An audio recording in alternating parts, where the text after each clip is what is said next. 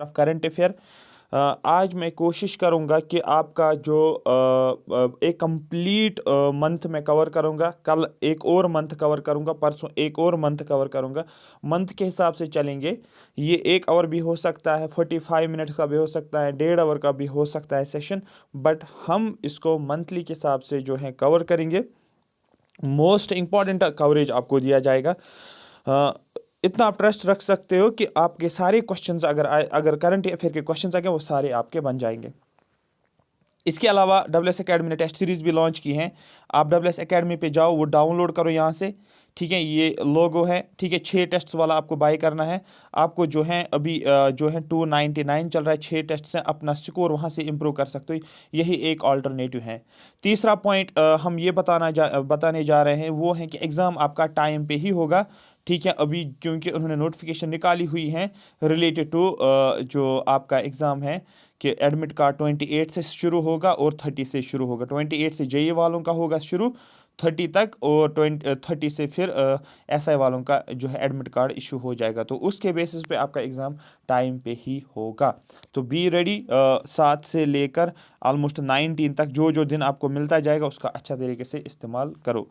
एक और important announcement जो लेटेस्ट न्यूज़ निकल के आ रही है वो है रिलेटेड टू, मैंने आपको दिखाया भी होगा, वो है यहाँ पर। हाँ, ये जो है यहाँ से क्या बोलते हैं इसको, ये न्यूज़ जो है ये रिलेटेड टू JKS जो नए पोस्ट्स आने वाले, ऑलमोस्ट 240 न्यू पोस्ट, इससे ज़्यादा भी हो सकते हैं। JKS के 100 हैं, पुलिस सर्विस के DSP वाले 50 हैं और 70 वाले अकाउंट्स के हैं।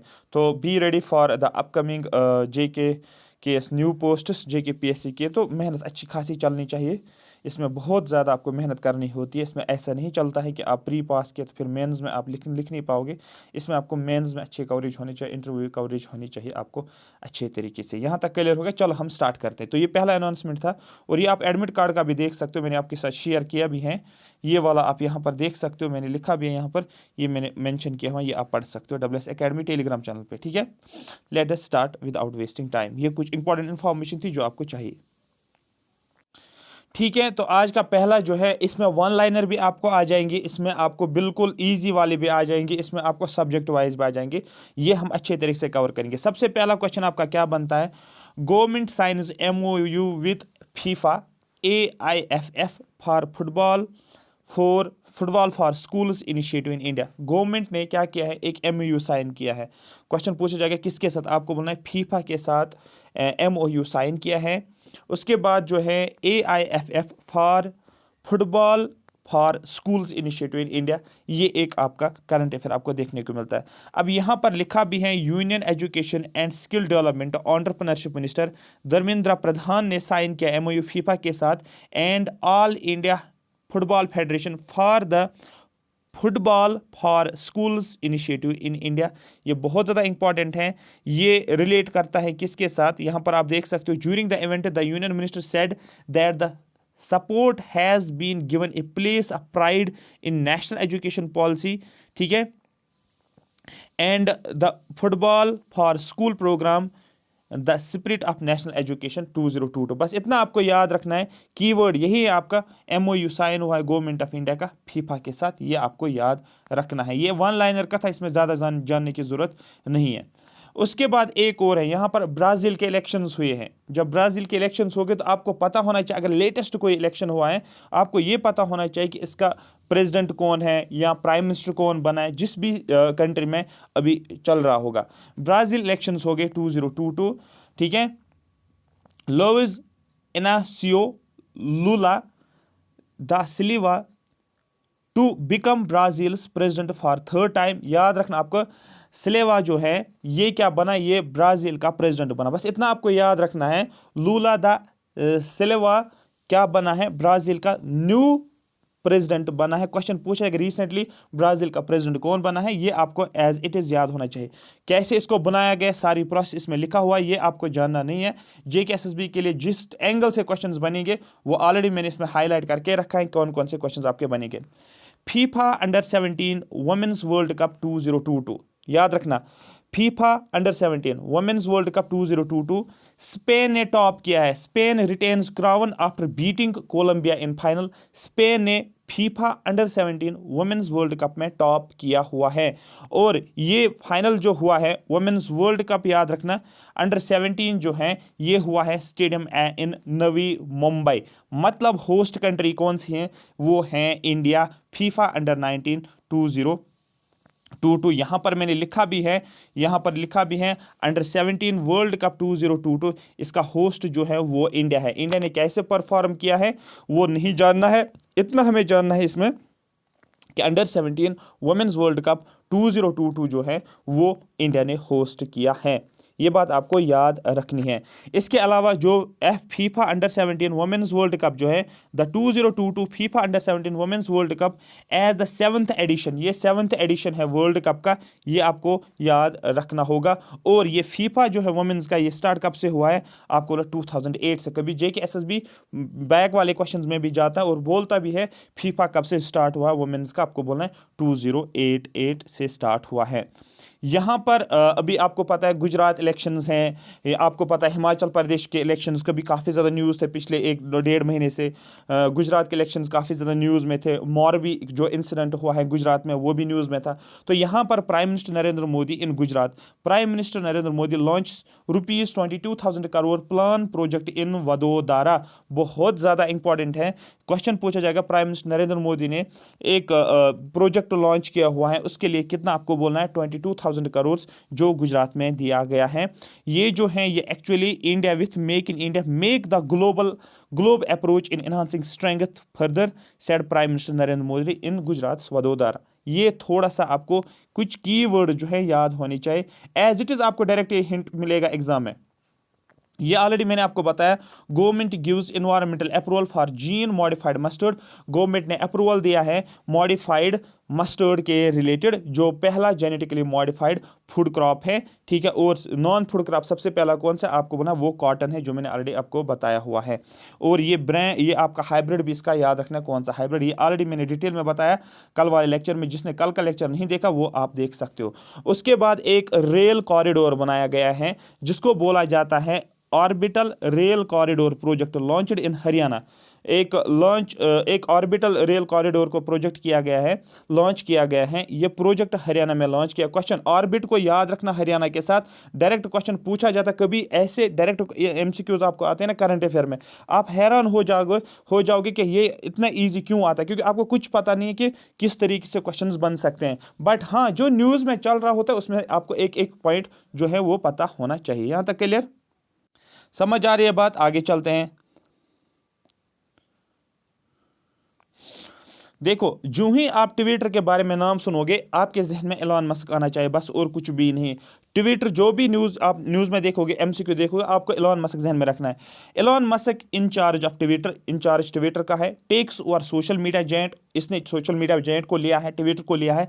याद रखना डील कितने में हुई है, आपको बोलना है $44 बिलियन। बहुत ज़्यादा इंपॉर्टेंट है। JKSSB ऐसे क्वेश्चंस पूछता है, SSC में भी ये क्वेश्चंस डायरेक्ट पूछते हैं। जो एलन मस्क ने ट्विटर की डील की है, ये ट्विटर की डील कितने में हुई है, आपको बोलना $44 बिलियन में। बहुत ज़्यादा इंपॉर्टेंट, बहुत ज़्यादा इंपॉर्टेंट। इसके अलावा एक और क्वेश्चन आपका बनता है, टेस्ला का CEO कौन है, Elon Musk has become new in charge of Twitter, in charge बना है नया ट्विटर का आफ्टर फाइनलाइजिंग ए डील। इसने डील जो किया 44 बिलियन डील की है इसने, ये आपको याद रखना है। इसके बाद ट्विटर इंडियन ओरिजिन CEO, याद रखना है इंडियन ओरिजिन CEO का ट्विटर, जिसका नाम है Parag Agrawal, who was appointed to the position in 2021। इसको अपॉइंट किया गया था इस पोजीशन में 2021।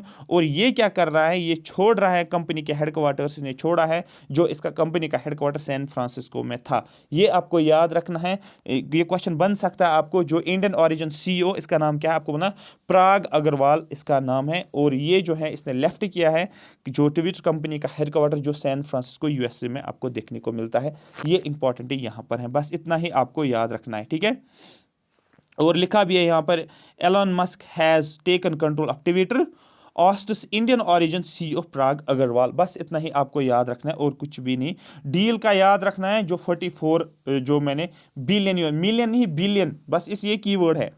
उसके बाद जो है यहाँ पर गुजरात को मिला है 22,000 crore projects with Tata and Airbus. Gujarat को दिया गया है 22,000 करोड़ प्रोजेक्ट किसके साथ, विद टाटाज एंड एयरबस। यहाँ पर आपको ये चीज़ याद रखनी है। ये वन लाइनर है, जो जो डिटेल वाला होगा, जो सब्जेक्ट को रिलेट करेगा, वो मैं आपको बता दूंगा, जो सब्जेक्ट के साथ होगा। Indian men and women cricketers to get equal pay says BCCI. बहुत ज़्यादा इंपॉर्टेंट है, क्वेश्चन पूछेगा रिसेंटली किस कंट्री ने अनाउंसमेंट किया है, किस बोर्ड ने अनाउंसमेंट किया है कि जिसमें मेन और वुमेन क्रिकेटर्स को इक्वल पे दिया जाएगा। आपको बोलना बीसीसीआई ने अनाउंसमेंट किया है। और दूसरा ये पॉइंट बनता है कि सबसे ज़्यादा पैसे जो मिलते हैं वो टेस्ट क्रिकेट में मिलता है, आई थिंक 15 लाख। उसके बाद उससे कम जो मिलते हैं वो ओडीआई को मिलते हैं, आई थिंक 10 लाख के ऑलमोस्ट। और जो T20 में 3 लाख जो है दिए जाते हैं, ये आपको याद रखना होगा। तो टेस्ट मैच में सबसे ज़्यादा दिया जाता है। अब यहाँ पर जो है मेन और वुमेन क्रिकेटर जो है इनको इक्वल पे दिया जाता है। क्लियर हो गया? हाँ सर क्लियर हो गया। ये देखो बीसीसीआई की फुल फॉर्म आपको पता होनी चाहिए, ठीक है। यहाँ पर board of control for cricket in India, ये आपको पता होना चाहिए। अब देखो इससे पहले क्या हुआ था, इंटरनेशनल वुमेन्स क्रिकेट की बात करेंगे। इन अर्ली 2022 इसी साल न्यूजीलैंड क्रिकेट ने भी क्या किया है, इसने बोला है यहाँ पर allowed women cricketers to get as much as the man players. जो मैन प्लेयर्स को मिल रहा है वही वुमेन प्लेयर्स को दिया जाएगा, ये न्यूजीलैंड ने भी बताया है। और रिसेंटली आपको देखना है कि जो ऑस्ट्रेलिया क्रिकेट में भी अनाउंसमेंट हुआ है, जो जेंडर डिस्क्रिमिनेशन को खत्म करने के लिए, दैट मीन्स मेल क्रिकेटर्स और फीमेल क्रिकेटर्स को इक्वल पेमेंट दिया जाएगा मैच के रिलेटेड। अब यहां पर देखो वुमेन्स एशिया कप 20, यहां पर सिर्फ एक ही करंट अफेयर नहीं बनता है, एक टॉपिक से आपके बहुत सारे करंट अफेयर बनते हैं। वुमेन्स एशिया कप भी यहां पर कवर होगा 2022। इंडिया ने जीता, India defeated Sri Lanka by 8 wickets in women's Asia cup 2022 final match. जो वुमेन्स एशिया कप फाइनल हुआ है, वुमेन्स का एशिया कप फाइनल हुआ है, ये इंडिया ने जीता है। अगर आपको याद होगा जो शायद जो मेन एशिया कप जो है वो आई थिंक श्रीलंका ने जीता था पाकिस्तान के साथ, इतना आपको याद होगा जितना मुझे जहन में है। बट हाँ, वुमेन कैटेगरी में इंडिया ने डिफीट किया है श्रीलंका को, किसमें, फाइनल मैच में, ये आपको पता होना चाहिए। हाँ सर ये हमें समझ में आ गया। बीसीसीआई का मतलब the board of control for cricket in India. ये क्रिकेट का, इंडियन क्रिकेट की गवर्निंग बॉडी है। इसका हेडक्वार्टर जो है ये आपको याद रखना है, मुंबई में आपको बोलना है। ये हो गया दूसरा। BCCI manages 3 teams participating in India. BCCI 3 teams को मैनेज करता है, एक मेंस नेशनल टीम, दूसरा वुमेन्स नेशनल क्रिकेट टीम और तीसरा नेशनल अंडर 19 क्रिकेट टीम। इन 3 टीम्स को मैनेज करता है बीसीसीआई, ये आपको पता होना चाहिए। ये ऑलरेडी मैंने आपको बताया है। International energy agency states global emission peak जो होगा वो 2025 होगा। ये वर्ल्ड इकोनॉमिक आउटलुक रिपोर्ट के हिसाब से ये आपको पता होना चाहिए। ये आप यहाँ पर न्यूज़ को पकड़ सकते हो। इस तरीके से न्यूज़ अगर आपको याद रहे कि आपके लिए बहुत ज़्यादा ईजी होगा। ये भी मैंने आपको ऑलरेडी बताया हुआ है। मैनिकॉय और कदमात बीच जो है इनको किस में डाला गया है, आपको बोलना है इसको डाला गया है ब्लू बीच की कैटेगरी में। और इंडिया के एट प्रेजेंट 12 ब्लू बीच हैं जो कि एक cleanest beach in the world माने जाते हैं, जो टूरिस्ट को अट्रैक्ट करते हैं। ये भी मैंने ऑलरेडी आपको बताया है। उसके बाद यहां पर एक अवार्ड दिया जाता है जिसको बोलते हैं हम यूरोपियन यूनियंस। देखो यूरोपियन यूनियन, ईयू का मतलब होता है European union 2022 Sakharov freedom prize, ठीक है। सखारोव फ्रीडम प्राइज जो दिया गया है वो यूक्रेनियन पीपुल विन रिवार्ड। देखो एक अवार्ड है जो यूरोपियन यूनियन ने दिया है, इसको नाम दिया जाता है सखारोव फ्रीडम प्राइज, और ये यूक्रेनियन पॉपुलेशन को मिला है। बस इतना आपको याद रखना है। क्वेश्चन आपको पूछा जाएगा यूरोपियन यूनियन ने एक अवार्ड दिया, freedom prize award, Sakharov freedom prize award. ये किसको, आपको बोला यूक्रेनियन पॉपुलेशन को मिला, या यूक्रेनियन पीपल को ये रिवार्ड दिया गया। क्यों? क्योंकि इन्होंने जो फाइट की है अगेंस्ट रशियन इन्वेजन के साथ, उसके लिए इनको क्या दिया गया है, इनको ये अवार्ड दिया गया। यही लिखा है the people of Ukraine has been awarded its annual Sakharov prize for freedom of thought by the European parliament. ये इनको किसने दिया है, यूरोपियन पार्लियामेंट ने। क्यों दिया गया? The award is given to honour their fight against Russian invasion, क्योंकि उन्होंने रशियन इन्वेजन जो चल रहा था वार, उनके अगेंस्ट फाइट किया है। ये आपको याद रखना है, ठीक है। क्लियर हो गया? ये डायरेक्ट आपके जो मेरी बात आपको अगर जहन में आ रही है ना किस तरीके से करंट को करना, आपको ऑटोमेटिकली आपको एग्जाम में समझ आ जाएगा। Myanmar added the list of high risk countries ठीक है, म्यांमार को डाला गया हाई रिस्क कंट्रीज में, मतलब ब्लैक लिस्ट में फाइनेंशियल एक्शन टास्क फोर्स में। इससे पहले नॉर्थ कोरिया और ईरान है, और ये अब नेक्स्ट बन गया है म्यांमार। और पाकिस्तान जो था ग्रे लिस्ट में, उसको जो है उसको निकाला गया है ग्रे लिस्ट से। ये भी आपको फाइनेंशियल एक्शन टास्क फोर्स के साथ लिंक करना है। और फाइनेंशियल एक्शन टास्क फोर्स किन का इनिशिएटिव था? G7 कंट्रीज का। मैंने आपको G8 भी बोला था और G7 भी बोला था। G8 में रेशिया भी था, लेकिन रेशिया को माइनस करो तो G7 बन गया, ये आपको याद रखना है, ठीक है। उसके बाद इसरो, हाँ ये इंपॉर्टेंट है। इसरो ने लॉन्च किया है। सबसे पहले इसरो की फुल फॉर्म पता होनी चाहिए, Indian space research organisation, JKSSB को हैबिट है ये शॉर्ट फॉर्म्स पूछ लेता है। Launch its first commercial mission. देखो ये कीवर्ड है कमर्शियल मिशन। पहला कमर्शियल मिशन जो है उसका नाम आपको बोला मार्क 3M2 सैटेलाइट, बहुत ज्यादा इंपॉर्टेंट है। ISRO launch LVM3। LVM3 का मतलब होता है, L का मतलब होता है लॉन्च व्हीकल मार्क 3, याद रखना। Satellite successfully from Satish Dhawan space centre Sriharikota in Andhra Pradesh. ये भी क्वेश्चन आपका बनता है कि आपका सतीश धवन स्पेस सेंटर कहां पर है, आपको बोला आंध्र प्रदेश। कोई पूछा जाएगा श्रीहरिकोटा कहां पर, आपको बोला ये आंध्र प्रदेश में।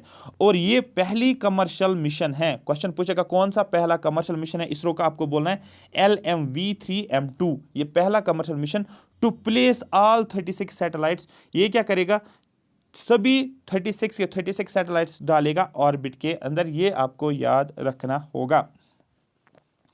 नेक्स्ट जो है वो है अंडर 23 वर्ल्ड रेसलिंग चैंपियनशिप। बहुत ज्यादा इंपॉर्टेंट है क्योंकि गोल्ड लिया है रेसलिंग कैटेगरी में, जो कि अंडर 23 वर्ल्ड रेसलिंग चैंपियनशिप हुआ है।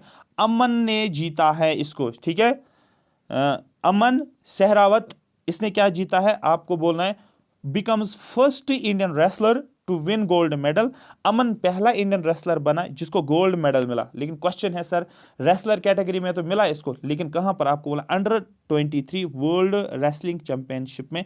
ये आपको याद रखना है, और ये हुआ है आपको स्पेन में। इंपॉर्टेंट आपको याद रखना है, he became the first Indian wrestler to win the gold medal in, कहां पर, स्पेन में। आपको याद रखना है, ये हो गया।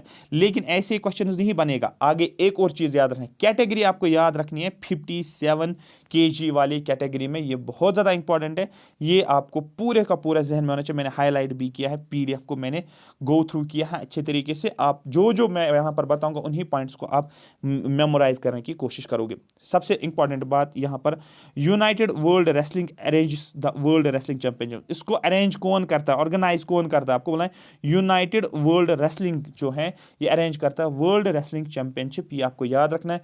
इसी चैंपियनशिप का, किसका, वर्ल्ड रेसलिंग चैंपियनशिप का दूसरा नाम भी है, ठीक है, एमेचर रेसलिंग वर्ल्ड चैंपियनशिप के नाम से भी जान सकते हो। अब क्वेश्चन है यहां पर, ये जो था ये championship under 23 world wrestling championship जो है ये 5th एडिशन था, और इसको ऑर्गेनाइज किया गया था स्पेन ने। ये आपको याद रखना है, जो अक्टूबर में हुआ है।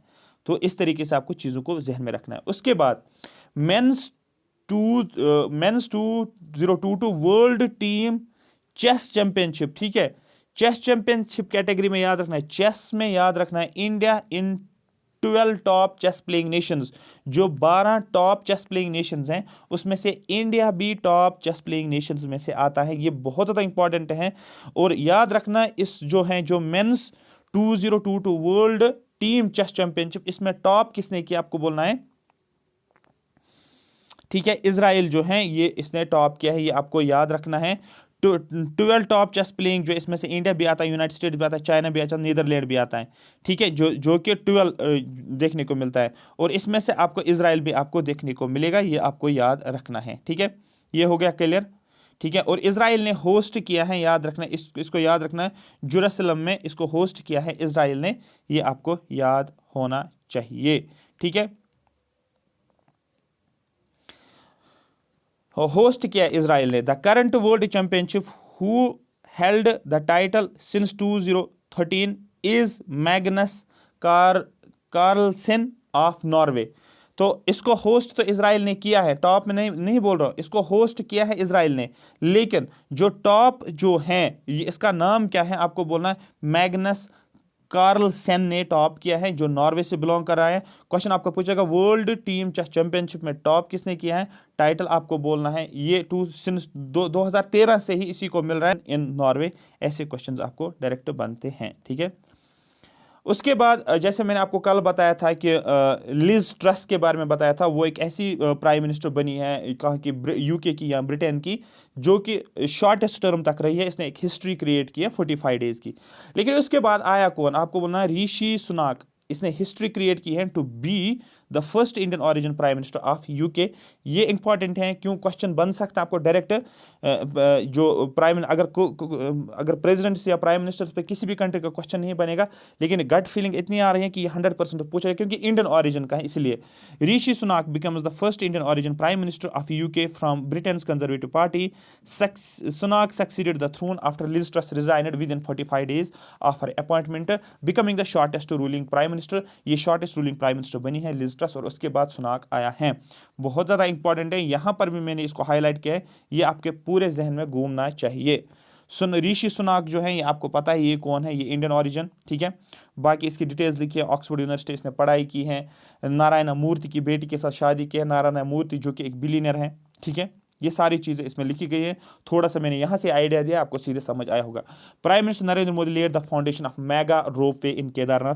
प्राइम मिनिस्टर नरेंद्र मोदी ने फाउंडेशन डाली है किसका, एक रोपवे, मेगा रोपवे केदारनाथ। आपको याद रखना है, जो ही रोप आप देखोगे ना, रोप आपको बोलना है केदारनाथ, केदार को लिंक करो किसके, किधर, रोप को किधर लेकर जाना है, तो सीधे समझ आ गया केदारनाथ। यही कीवर्ड्स होते हैं एक्चुअली, करंट अफेयर से आपको कीवर्ड से ही निकालना होता है। उसके बाद नेक्स्ट जो है, India successfully tests next generation अग्नि प्राइम बैलिस्टिक मिसाइल। देखो नेक्स्ट जनरेशन अग्नि प्राइम बैलिस्टिक मिसाइल। अब यहां पर देखो ये कौन सा वाला अग्नि है, ये इंपॉर्टेंट बनता है। तो नेक्स्ट क्वेश्चन पूछ जाएगा, इंडिया ने सक्सेसफुली टेस्ट किया है नेक्स्ट जनरेशन बैलिस्टिक मिसाइल, उसका नाम बताओ। आपको बोलना अग्नि प्राइम। देखो एक हो गया अग्नि 1, अग्नि 2, अग्नि 3, अग्नि 4, अग्नि 5, अग्नि 6, इस तरीके से। तो ये कैटेगरी है अग्नि प्राइम। अब क्वेश्चन है, यहां पर मैंने हाईलाइट किया भी है, अग्नि prime is a medium range nuclear capable next generation advanced missile.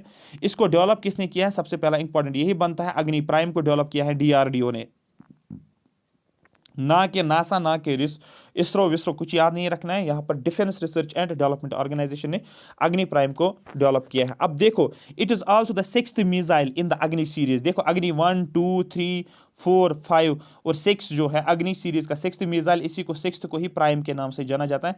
और कौन सा मिसाइल आपको बोलना, ये बैलिस्टिक मिसाइल है। दो टाइप्स ऑफ मिसाइल होते हैं, ये एक कैटेगरी है बैलिस्टिक मिसाइल की, तो ये बैलिस्टिक मिसाइल ही आपको देखने को मिलेगा। बहुत ज्यादा इंपॉर्टेंट है, याद रखना। अब क्वेश्चन बनेगा आपका डीआरडीओ पे, जो स्टैटिक कंपोनेंट कवर करता है।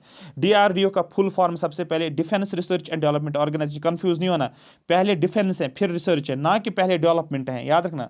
डेवलपमेंट रिसर्च डिफेंस ऑर्गेनाइजेशन, मुझे पहले बहुत ज्यादा कंफ्यूजन होता था इसमें, डेवलपमेंट है डिफेंस है। तो पहले क्या है, डिफेंस है, डी एफ से फिर मैंने याद, देखो डी ई है, डीई डिफेंस से शुरू होता है, डीई डेवलपमेंट भी शुरू होता है, लेकिन फिर एफ आ जाता है अल्फाबेटिकल हिसाब से, और यहाँ पर वी आ जाता है, तो पहले डिफेंस से आ जाएगा, याद रखने के लिए अगर आपका कंफ्यूजन होता है, ठीक है।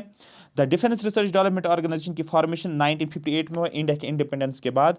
The organisation is the premier agency under the department of defence research. ये किस डिपार्टमेंट में, डिफेंस रिसर्च एंड डेवलपमेंट है। हेडक्वार्टर कहाँ पर है इसका, आपको बोलना है दिल्ली में इसका हेडक्वार्टर है। कभी कभी क्वेश्चन डायरेक्ट बनते हैं, ये मैंने ऑलरेडी बताया। इसरो ने प्लान किया है चंद्रयान 3 जून 23 में, ठीक है, और 24 में इंडियन एस्ट्रोनॉट्स को भेजा जाएगा, ठीक है। ये ऑलरेडी मैंने आपको बताया है। चंद्रयान 2 भी मैंने आपको बताया था, स्पेसक्राफ्ट फेल हुआ था, ये भी ऑलरेडी मैंने आपको बताया। चंद्रयान का मतलब चांद पे जाना, ठीक है। ये भी मैंने आपको बताया था। UK prime minister Liz Truss ने रिजाइन किया और शॉर्टेस्ट प्राइम मिनिस्टर बनी है, ये आपके टिप्स पे होना चाहिए, ठीक है। ये जब खत्म हो जाएगा ना, ये कंप्लीट, ये पीडीएफ खत्म हो जाएगा, मैं आपको एमसीक्यूज भी दे दूंगा, आप सीधे एमसीक्यूज आंखें बंद करके कंप्लीट करोगे। ये भी मैंने ऑलरेडी आपको बताया, इससे रिवाइज हो जाता है, जब आप बार बार देखते हो ना, चीज़ों को सुनते हो, वो रिवाइज हो जाता है। एशियाज लार्जेस्ट बायोगैस प्लांट को इनॉग्रेट किया गया है पंजाब में, ये भी आपको याद रखना है। मैंने आपको पहले बताया था कि इससे क्या हो जाएगा, स्टेपल बर्निंग जो है वो कम हो जाएगा। दूसरा ये है कि यहाँ पर क्या होगा, एफडीआई इसमें कितना आ गया, 220 करोड़ का एफडीआई आपको देखने को मिलेगा, ठीक है। ये इंपॉर्टेंट नहीं है। हाँ, यहाँ पर ये मैंने ऑलरेडी बताया आपको, prime minister inaugurates 12th defence expo Gandhinagar में, ये आपको मैंने ऑलरेडी बताया है। ये कल की न्यूज़ है जो ऑलरेडी मैंने आपको बताया है, ठीक है। और इसका इंपॉर्टेंट जो है वो थीम याद रखने, पाथ टू प्राइड याद रखना होगा। यहां पर इंपॉर्टेंट बनता है एक और, साजन बहान वाला, ठीक है, wins India's first Greco Roman medal, याद रखना। पहला इंडिया का पहला ग्रीको रोमन मेडल, जो मेडल जो है ये 77 केजी कैटेगरी में under 23 world wrestling championship, under 23 world wrestling championship में 77 केजी में पहला जो है India first Greco Roman medal किसको मिला, आपको मिला साजन को मिला है। तो याद रखना, इस तरीके से आप याद रख सकते हो, ठीक है। Bhanwala bagged the award at the under 23 world wrestling championship में इसको मिला। तो याद रखना फर्स्ट ग्रीको किसको मिला है, रोमन, रोमन से नहीं याद रखना है और साजन याद रखना है। इस तरीके से चीज़ों को लिंक करना है और ज़्यादा इसमें दिमाग लगाने की ज़रूरत नहीं है, ठीक है। जो हाँ, यहाँ पर इंटरनेशनल सोलर अलायंस मैंने ऑलरेडी बताया आईएसए के बारे में। इसमें इंडिया और फ्रांस, इंडिया को बनाया गया प्रेसिडेंट, फ्रांस को बनाया गया को प्रेसिडेंट। एज इट इज़ याद रखना है, जैसे मैंने बोला वैसे ही आपको याद रखना है। दिमाग आपको ज़्यादा नहीं लगाना, इसमें क्या दिमाग लगाने की जरूरत है, क्योंकि वन लाइन अगर क्वेश्चन पूछे जाता है आपको निकल जाएगा। जहाँ से डिटेल्स क्वेश्चन बन सकता है वो भी मैंने बताया। जहाँ पर जैसे मैंने आपको बताया कल, यहाँ पर 121 जो है सिग्नेटरी कंट्रीज हैं, इनको सनशाइन कंट्रीज के नाम से भी जाना जाता है, जो ट्रॉप कप, कैंसर ट्रॉप कप, कैप्रिकॉर्न के बीच में आते हैं। ये जो इनिशिएटिव स्टार्ट किया था prime minister of India Narendra Modi ने और प्रेसिडेंट ऑफ फ्रांस ने इनिशिएट स्टार्ट किया था, जब पेरिस क्लाइमेट एग्रीमेंट 2015 में इन्होंने शुरू किया था फ्रांस के अंदर। ये आपको पता होना चाहिए, ये डिटेल मैंने ऑलरेडी यहां पर ही बताई हुई है। BCCI approves to conduct women's Indian premier league, IPL आप मेंस का देख रहे थे, लेकिन अब बीसीसीआई ने अप्रूव किया है कि वो कंडक्ट करने वाला है वुमेन वाली कैटेगरी में आईपीएल, वुमेन्स आईपीएल अब शुरू होने वाला है। अब देखो, the women's Indian premier league is set to begin as 5 team tournament, 5 teams आ जाएंगे इसमें। जो वुमेन्स का पहला टूर्नामेंट आईपीएल का शुरू होगा, उसमें 5, ठीक है, 5 टीम्स को लिया जाएगा और ये होने वाला है 2023 में, after the conclusion of the ICC's women's T20 cup, जो फरवरी में होने वाला है 2023, कब आपको बोलना है, जो 2023 में होने वाला है वुमेन्स T20 वर्ल्ड कप के बाद। जो T20 वर्ल्ड कप होगा उसके बाद आईपीएल को शुरू किया जाएगा वुमेन्स कैटेगरी में। याद रखना, क्वेश्चन पूछा कितनी टीम्स को लिया जाएगा, 5 टीम्स को, होना कब है, आपको बोला 2023 में। और 2023 में आईसीसी का, ठीक है, इंटरनेशनल क्रिकेट काउंसिल, ये आईसीसी का वुमेन्स वर्ल्ड कप भी होने वाला है, ये आपको यार T20 का। और इस साल जो मेन वाला आईसीसी का वर्ल्ड कप जो है वो हो गया है T20, जो क्या बोलते हैं इसको, कुछ दिन पहले ही खत्म हो गया है, ये भी आपको पता होगा, ठीक है। जो इंग्लैंड ने जीता, पता होना चाहिए इस चीज़ें। उसके बाद एक क्या बोलते हैं अवार्ड होता है जिसको बोलते हैं बलून डी और, ठीक है, डी और, याद रखना, बलून डी और 2022 करीम, ठीक है, करीम को मिला है, करीम बेंजिमा एंड एलिजिया प्यूटिलाज विनस्टॉप अवार्ड्स, नाम ही अजीब है इनके। करीम को मिला है फर्स्ट बलून डी और अवार्ड। क्वेश्चन पूछा जाएगा पहला बलून डी और अवार्ड किसको मिला है, आपको बोलना है करीम बेंजेमा को मिला है। और दूसरा आपको याद रखना है एक बार्सिलोना स्टार जिसका नाम है पुटिलास, ये फर्स्ट वुमेन बनी है to win back to back Ballon d'Or trophies, इनको दिया गया है। और इस सेरेमनी को किया गया है, आपको बोलना है पेरिस फ्रांस में। बलून को फ्रांस में लेकर जाओ, इस तरीके से आप याद रख सकते हो, फ्रांस में याद रखना है। तो ये कीवर्ड से जो आपको ये डायरेक्ट क्वेश्चंस बनते हैं। अगर सपोर्ट्स से क्वेश्चन आता है, सपोर्ट्स कैटेगरी में से डायरेक्ट किसने अवार्ड जीता है, किस कैटेगरी में जीता है, कितना वेट था उसका, अगर रेसलिंग है बस इस तरीके से क्वेश्चन पूछते हैं।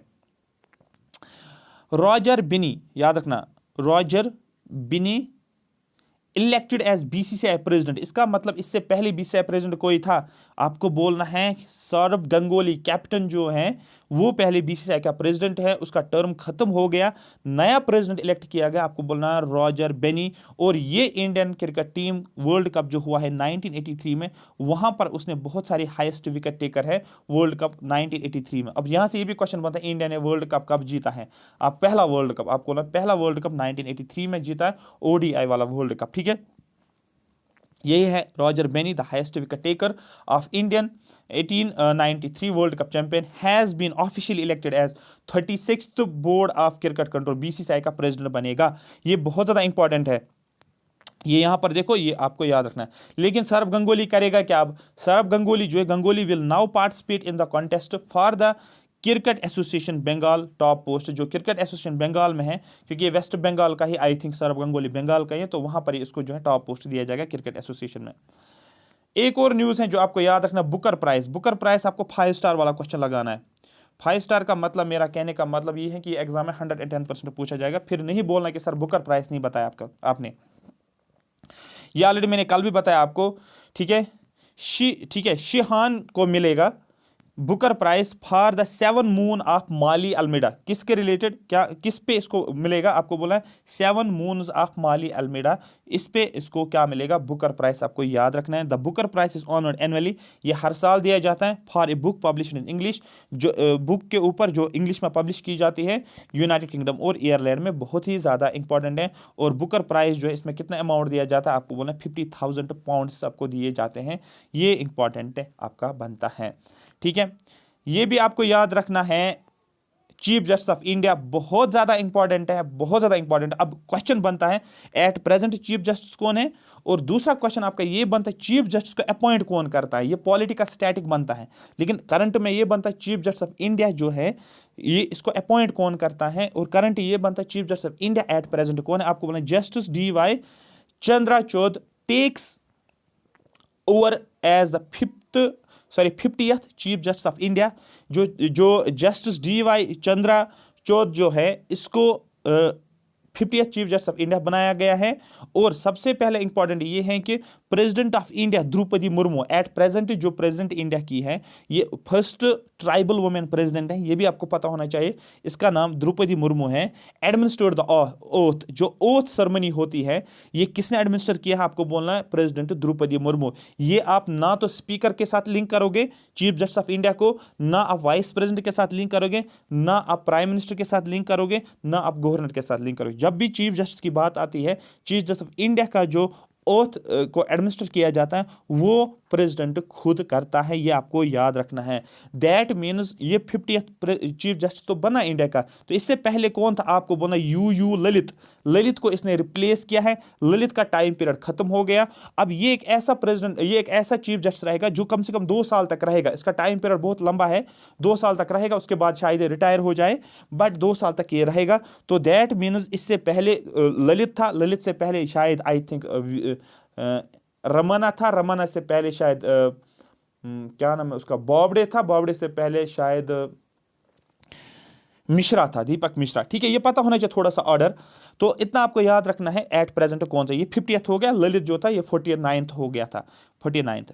President Droupadi Murmu appointed justice, देखो अपॉइंटमेंट कौन करता है किसको, चीफ जस्टिस ऑफ इंडिया को। याद रखना प्रेसिडेंट अपॉइंट करता है, प्रेसिडेंट ओथ को एडमिनिस्टर करता है as a new chief justice of India. ठीक है, ये बहुत ज़्यादा इंपॉर्टेंट, ये मैंने आपको स्टैटिक वाला पोर्शन भी बताया। चीफ जस्टिस हैज़ बिकम, ठीक है, chief justice Chandrachud has become the 50th chief justice and has succeeded Lalit, इसने ललित को सक्सीड किया, मैंने फिर से आपको बोला हुआ है। ठीक है, ये सेकंड मोस्ट सीनियर जज सुप्रीम कोर्ट का, ये भी आप याद रख सकते हो। ठीक है, अब यहाँ पर हाँ यहाँ पर दिया हुआ है, जो आपको याद रखना एट प्रेजेंट जो है चंद्रचूड़ है, इससे पहले ललित है, उससे पहले रमना था, उससे पहले बॉबडे, बॉबडे से पहले गोगी, रंजन गोगी, सॉरी दीपक मिश्रा ने रंजन गोगी, ये टॉप लास्ट वाले 5, और ये हो गया 6th, एट प्रेजेंट है, ये आपको याद रख। देखो 2022 में कितने चेंज हो गए, ये पहला चेंज हो गया, दूसरा चेंज हो गया, और ये तीसरे नंबर पे आ गए, क्योंकि इनका टाइम पीरियड एक्चुअली कोई शायद 2 महीने के लिए रहा, कोई 4-5 महीने के लिए रहा, ये इस तरीके से याद रखना है। उसके बाद prime minister Modi launch 1 nation 1 fertiliser scheme. Schemes में क्वेश्चन आपका बनता है, अगर कुछ भी पढ़ के नहीं जाओगे स्कीम्स पढ़ के जाना, जो स्कीम सामने आ रहे हैं वो पढ़ के जाना, डेट और एम याद रखना है। स्कीम में 2 क्वेश्चन आएंगे, मतलब आपके 2 क्वेश्चन अगर आते हैं हो गए आपके कितने 2.5 मार्क्स आपके बनते हैं। तो फिर आप ये नहीं बोलोगे कि सर हमें नहीं आया, तो याद रखना 1 नेशन 1 फर्टिलाइजर स्कीम, क्योंकि 2022 में ही इसको लॉन्च किया गया है, तो इसलिए इंपॉर्टेंट बनती है। Prime minister Narendra Modi launch a new scheme, प्रधानमंत्री ठीक है भारतीय जन उर्वरक परियोजना, जिसको नाम दिया जाता है 1 नेशन 1 फर्टिलाइजर के साथ। अंडर द स्कीम के under it is compulsory for companies, ये कंपनीज के लिए कंपल्सरी है to market all subsidised fertilisers under a single brand Bharat. इस स्कीम के अंदर जितनी भी कंपनीज हैं उन कंपनीज को क्या करना है, जो भी जो है सब फर्टिलाइजर जो है उनको सब्सिडाइज करना पड़ेगा एक सिंगल ब्रांड के अंदर, और इस ब्रांड का नाम रखा गया है, भारत का ब्रांड रखा गया है। ये बहुत ज्यादा इंपॉर्टेंट है, वन नेशन वन फर्टिलाइजर। जो आपको और इंपॉर्टेंट क्या बनेगा, farmers will get quality crops. Question पूछेगा वन नेशन वन फर्टिलाइजर से क्या फायदा होगा, आपको ना फार्मर्स को मिल जाएगा क्वालिटी क्रॉप न्यूट्रेंट, जो भी न्यूट्रेंट्स होते हैं, फर्टिलाइजर जो होते हैं, वो क्वालिटी वाले इनको मिल जाएंगे, जो फिर क्रॉप्स को दे देंगे। एक तो क्वालिटी वाले, दूसरा लो कॉस्ट पे मिलेगा। किसके जरिए से, इस वन नेशन वन फर्टिलाइजर के जरिए से। इंट्रोडक्शन ऑफ नैनो यूरिया बहुत ज़्यादा इंपॉर्टेंट है। कौन सा यूरिया मिलेगा, नैनो यूरिया। ये काफ़ी महंगा भी होता है ये वाला यूरिया, अगर इस तरीके से ले लेंगे, और ये काफ़ी एफिशिएंट भी होता है ये वाला यूरिया एज कम्पेयर टू जो हम दूसरा वाला यूरिया लगाते हैं। नैनो यूरिया काफ़ी ज़्यादा न्यूज़ में भी था पिछले 4-5 सालों से, और इस पर जो है जे मतलब सिविल सर्विस में डायरेक्ट क्वेश्चन बनता है नैनो यूरिया के ऊपर। तो नैनो यूरिया दिया जाएगा टू ईज फार्म प्रोसेस को ईजी हो जाए। वन बोतल of nano urea can replace a sack full of urea. एक बोतल नैनो यूरिया काफ़ी है एज कम्पेयर टू जो फुल ऑफ यूरिया आप ले लेते हो। ठीक है, जहां पर डिटेल जरूरत है ना, वहां पर आपको याद रखना होगा। इसके बाद India and Saudi Arabia short listed for AFC Asian cup 2027। India और सऊदी अरेबिया को शॉर्ट लिस्ट किया गया AFC एशियन वर्ल्ड कप 2027 के लिए। कतर जो है ये होस्ट करेगा 2023 वाला, बस इतना इंपॉर्टेंट है। 2027 में इंडिया और सऊदी अरेबिया होस्ट करने वाला शॉर्ट लिस्ट हो गया, और कतर जो है ये 2023 में होस्ट करने वाला AFC का मतलब एशियन फुटबॉल कॉन्फेडरेशन। ये आपको याद रखना है, बहुत ज़्यादा इंपॉर्टेंट है, ये आपको याद रखना होगा।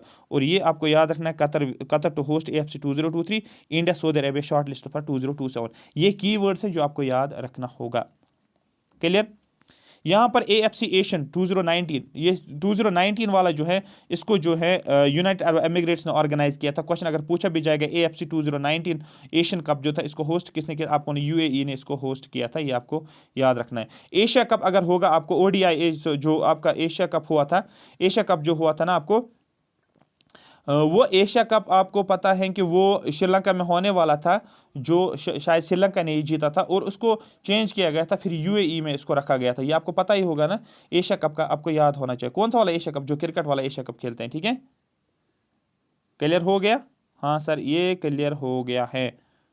ठीक है, तो ये फुटबॉल वाला था, लेकिन मैंने क्रिकेट वाली बात की जो UAE में फिर हुआ था। और 2019 वाला फुटबॉल वाला कहाँ पर हुआ था, UAE में, ये आपको याद रखना है। और जीता किसने था, कतर ने ये जीता था फुटबॉल वाला। इंपॉर्टेंट है, India first aluminium freight rake. देखो जहां पर भी इंडिया का फर्स्ट देखने को मिलेगा, कोई भी फर्स्ट हो, वो फर्स्ट पता होना चाहिए। First aluminium freight rake introduced by Ashwini, इसको इंट्रोड्यूस किया गया अश्विनी ने एट भुवनेश्वर। तो इतना आपको याद नहीं रखना है कि किसने इंट्रोड्यूस किया, इतना आपको याद रखना, इंडिया का फर्स्ट एल्युमिनियम फ्राइट रैक को इंट्रोड्यूस किया गया भुवनेश्वर में, इसको इंट्रोड्यूस किया गया, बहुत ज़्यादा इंपॉर्टेंट है। और भुवनेश्वर कहाँ पर, आपको बोला उड़ीसा में, शॉर्ट में आपको याद रखना है, ये क्वेश्चन बनता है। कलिंगा वार को भी लिंक करना है उड़ीसा के साथ, ये बहुत ज़्यादा इंपॉर्टेंट। अशोका और कलिंगा के बीच में जो वार, कलिंगा वार जो हुआ था, जो अशोका ने लड़ा था, वो भी उड़ीसा, आपको याद रखना है। ऐसे क्वेश्चन JKPSI में पूछा गया था, यहाँ पर मुझे याद आया। ठीक है, क्लियर हो गया। उज्जैन याद रखना आपको, MP में उज्जैन याद रखना है, उज्जैन भी कैपिटल थी एक की। आपको मगध एम्पायर एक्चुअली पता होनी चाहिए, मगध एम्पायर पे क्वेश्चन आपका बनता है, इसलिए यहाँ पर मुझे याद आया।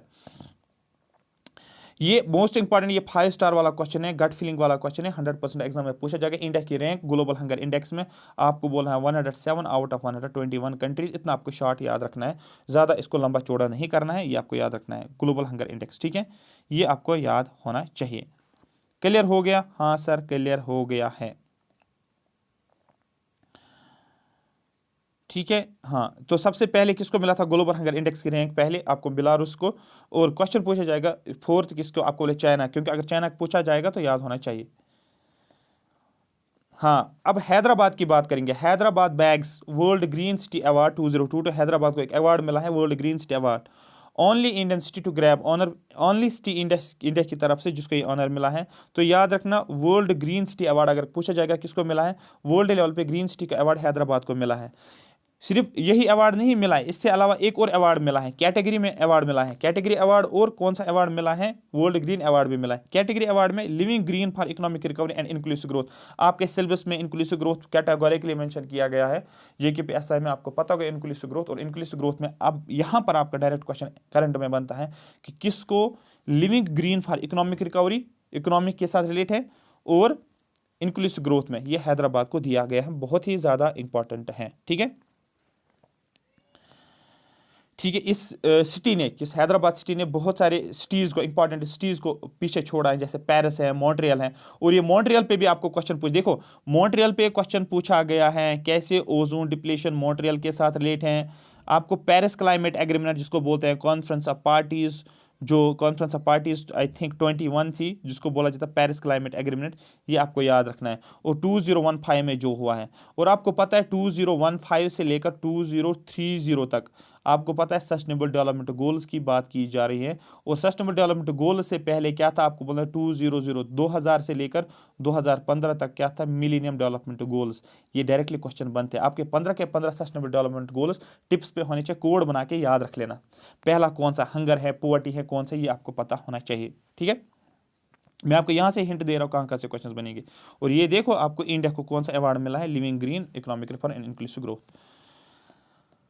हाँ, ये नहीं पूछा जाएगा, ये नहीं पूछा जाएगा। उसके बाद हाँ, president Droupadi Murmu in Assam and Tripura. Droupadi Murmu जो है कहाँ पर, आसाम और त्रिपुरा में, ये मैंने कल भी बताया था, वहाँ पर इनॉग्रेट किया गया एक सुपर कंप्यूटर फैसिलिटी।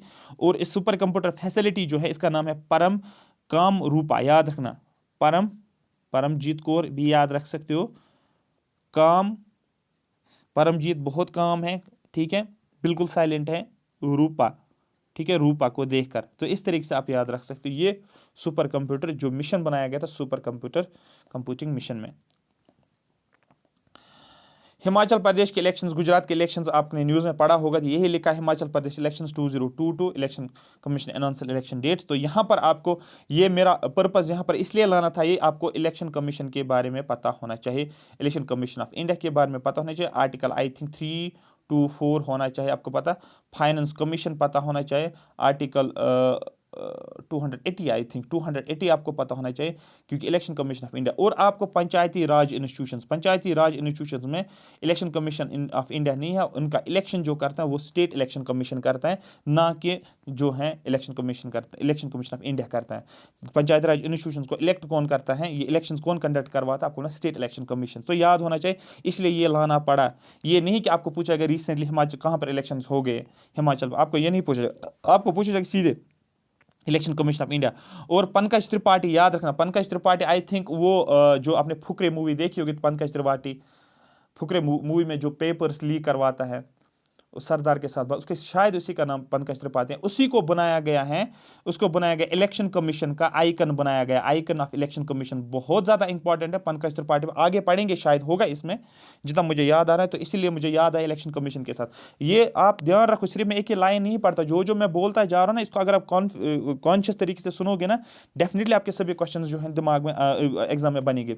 तो याद रखना पंकज त्रिपाठी, मैंने आपको हिंट भी दिया, फुकरे मूवी अगर देखी होगी, पार्ट फर्स्ट पार्ट सेकंड दोनों देखी होगी, वहाँ पर पंकज त्रिपाठी है। और उसका मुझे एक डायलॉग जो है बहुत ज़्यादा पसंद आता है, जब वो बाग जाते हैं, उस दरिया में जाते हैं, फिर एक उस बिल्डिंग में, कंक्रीट बिल्डिंग में होते हैं, तो फिर पंकज त्रिपाठी उनके लिए लेकर आता है खाना, फिर जो उनको वहाँ पर जगह देता है उस बिल्डिंग में, तो वो उसको बोलता है आप कौन, और वो उसको बोलता है पंकज त्रिपाठी उस लड़के को, मैं खामा खा हूँ। तो इसलिए मुझे वो मूवी बहुत ज़्यादा पसंद है।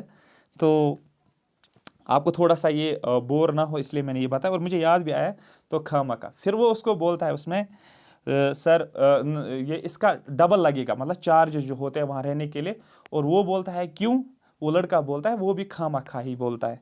तो इसलिए ये बहुत ज़्यादा थोड़ा सा मज़ेदार है, तो याद रखना, इसलिए आपको याद हो जाएगा। पंकज त्रिपाठी को लिंक करना इलेक्शन कमीशन के साथ, आगे आ जाएगा उसका भी, क्योंकि मुझे गट फीलिंग आ रही है उसका क्वेश्चन पूछा जाएगा, क्योंकि अगर इलेक्शन कमीशन फाइनेंस कमीशन के साथ कोई लिंक करता है, याद होना चाहिए। और दूसरा याद रखना आपको यहाँ पर जो मुझे याद आ रहा है ना करंट में, जो मुझे सब्जेक्ट करंट याद आ रहा है, वो आपको फाइनेंस कमीशन सबसे पहले आर्टिकल 280 याद रखना।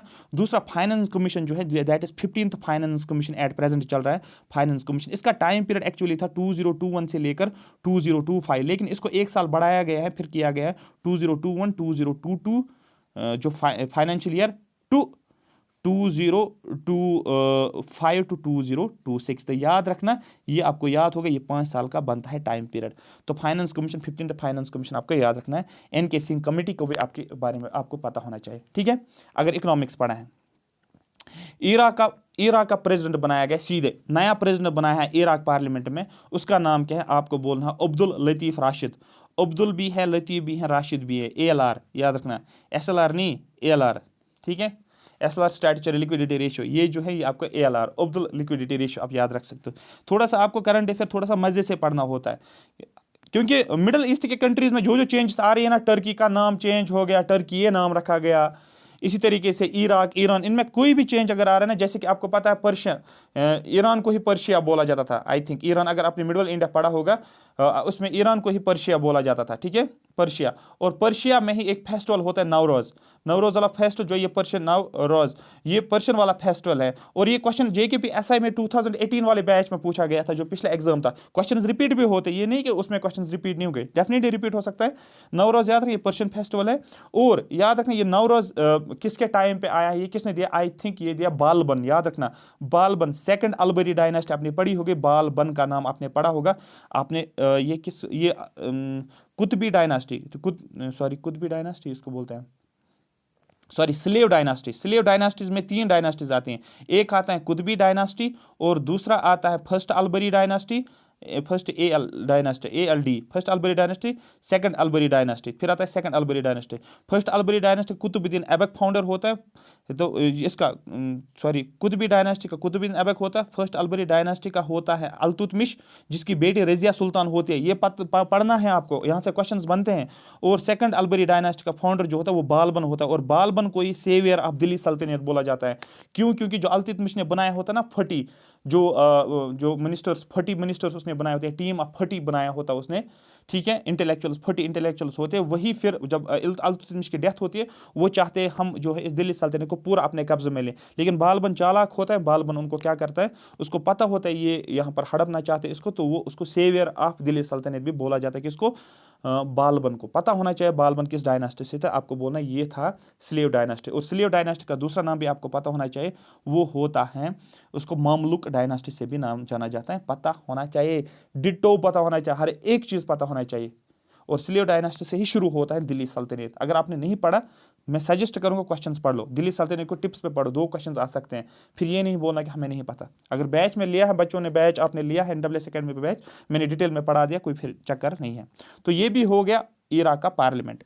मैं आपको इंटरेस्टिंग बनाऊंगा ये सेशन, अगर आप ये सेशन सुनोगे ना आपको बहुत ज़्यादा फायदा होगा, बहुत ज़्यादा, ना कि सिर्फ करंट अफेयर में, बाकी मैं आपको हिंट दे रहा हूँ क्वेश्चन, आपको पेपर कहाँ से बनेगा।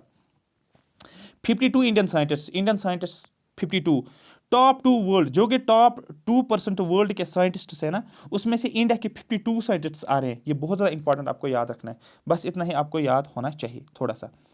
टॉप क्वेश्चन पूछेगा, टॉप 2% जो top most Indian scientist top 2% में कितने आते हैं, आपको 52 इंडिया के हैं।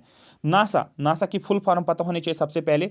दूसरा, launch tends to launch its moon mega rocket Artemis, याद रखना कौन सा लॉन्च कर रहे हैं, आपको बोलना है moon mega rocket, moon mega rocket, ठीक है, इट्स मून मेगा रॉकेट, जिसको शॉर्ट में आर्टेमिस दिया जाता है। क्वेश्चन पूछा जाएगा आपको ऐसे, आर्टेमिस किनका लॉन्च है, किसका लॉन्च है, नासा का, ना कि इसरो का, ठीक है, ना कि इसरो का। लिंक करोगे ना तो चीजें समझ आ जाती है, ठीक है। नासा बोल रहा है we are targeting the next launch attempt for the Artemis first mission on the moon. Question पूछेगा आर्टेमिस किसके साथ लिंक करोगे, मून के साथ आपको लिंक करना है। ये साइंस एंड टेक आपका बनता है, ये आपको पता होना चाहिए। इंडो यूएसए, देखो इंडो का मतलब अपना हो गया इंडिया, यूएसए का मतलब हो गया बाहर का यूएसए। एक स्टेटमेंट होती है जॉइंट स्टेटमेंट, इसको एक्सटेंड किया गया। सबसे पहले कौन सा स्टेटमेंट, आपको बोलना है VPA। VPA का मतलब होता है, एक सेकंड, वैक्सीन एक्शन प्रोग्राम, याद रखना, एक वैक्सीन एक्शन प्रोग्राम, इंडिया और यूएसए का जो joint vaccine action programme, question पूछेगा जॉइंट वैक्सीन एक्शन प्रोग्राम जो है इंडिया और यूएसए का, इसको एक्सटेंड किया गया है 2027 तक। तो डायरेक्ट आपको लिंक करना, 2027 को लिंक करना होगा आपको, ये बात आपको याद रखनी है। इस तरीके से क्वेश्चन पूछेगा, यही लिखा है, ठीक है। The present 5 year VAP vaccine action plan, ठीक है, joint statement has been extended till 2070. The statement has been extended with the science and technology agreement between United States of America and Republic of India. India is a republic country, ये आपको पता ही है। Next, ये important है वंदे Bharat train के बारे में। पहले वंदे भारत ट्रेन पता होनी चाहिए, सेकंड का भी पता होना चाहिए, थर्ड का भी पता होना चाहिए और एट प्रेजेंट फोर्थ का भी पता होना चाहिए। थर्ड आपको याद रखना, दिल्ली से कटरा याद रखोगे, थर्ड वंदे भारत ट्रेन जो है दिल्ली से कटरा, ये पता होना चाहिए। फोर्थ आप याद रखोगे, ये आपको याद रखना आई थिंक दिल्ली से हिमाचल प्रदेश या हिमाचल प्रदेश से दिल्ली आप लिंक करोगे। पहला भी है आई थिंक हिमाचल दिल्ली से लेकर मुंबई तक, पहला मुझे जहन में नहीं है बट ये दो क्लियर आप पता होना चाहिए, दिल्ली से कटरा वाली थर्ड वंदे भारत है, फोर्थ जो है हिमाचल प्रदेश जो है और दिल्ली तक। तो यही लिखा है prime minister Narendra Modi flags off Vande Bharat lays foundation stone of hydro power projects in Chamba. एक तो वंदे भारत ट्रेन का फ्लैग ऑफ किया गया है, दूसरा ये किया गया है कि हाइड्रो पावर प्रोजेक्ट्स की फाउंडेशन स्टोन डाली गई है चंबा में। चंबा में मैं गया हूँ, बहुत अच्छी जगह है, काफ़ी अच्छी जगह है, जैसे आप समझो कि कश्मीर की जगह है, सेम है चंबा वाली एरिया, डलोजी वालों से चंबा वाला एरिया। तो ही also flagged off Vande Bharat express from Una, याद रखना Una UNA Una to new Delhi. New Delhi देखो मैंने अभी बोला था उन्ना जो है हिमाचल प्रदेश में, ये कहाँ जाएगी, दिल्ली जाएगी। This is the fourth Vande Bharat train available in the country, ये फोर्थ वंदे भारत ट्रेन है। एक्चुअली आप पढ़ के जाते हो वंदे भारत ट्रेन नहीं, आपको पहला सेकंड थर्ड पता होना चाहिए। अगर उसे थर्ड पूछा या फोर्थ वाला पूछा, फोर्थ पूछा जाएगा, सीधे आपको याद रखना है हिमाचल प्रदेश को लिंक करना है न्यू दिल्ली के साथ, ठीक है, दिल्ली के साथ, या उन्ना को न्यू दिल्ली के साथ लिंक करना है, कटरा को लिंक करना है दिल्ली के साथ थर्ड कैटेगरी में, ठीक है, थर्ड वंदे भारत में। ठीक है, क्लियर हो गया? हाँ सर, ये इतना तो क्लियर हो गया जो आपने बताया। करंट अफेयर की अंडरस्टैंडिंग अच्छी होगी ना, क्वेश्चन इजी बन जाता है। कैबिनेट ने अप्रूव किया है एक स्कीम को, prime minister's development initiative for north eastern region, जिसको प्राइम मिनिस्टर डिवाइन के नाम से भी जाना जाए। क्वेश्चन पूछा जाएगा recently new scheme was launched by cabinet, या new scheme has been approved by cabinet for north eastern region. आपको बोलना उस स्कीम का नाम, आपको ना प्राइम मिनिस्टर डिवाइन आपको याद रखना है। एक होता है, ठीक है, आपको पता होगा आत्मनिर्भर, आपको याद होगा आत्मनिर्भर भारत, नहीं एक और है जिसको बोला जाता है स्ट्रीट वेंडर स्कीम, कुछ है उसको निधि है कुछ स्कीम का नाम, स्ट्रीट वेंडर्स के साथ याद रखना, आगे शायद आ जाएगा या मैं स्कीम्स में अलग बताऊंगा। ठीक है, हाँ याद आया मुझे, SAV निधि याद रखना, DHI।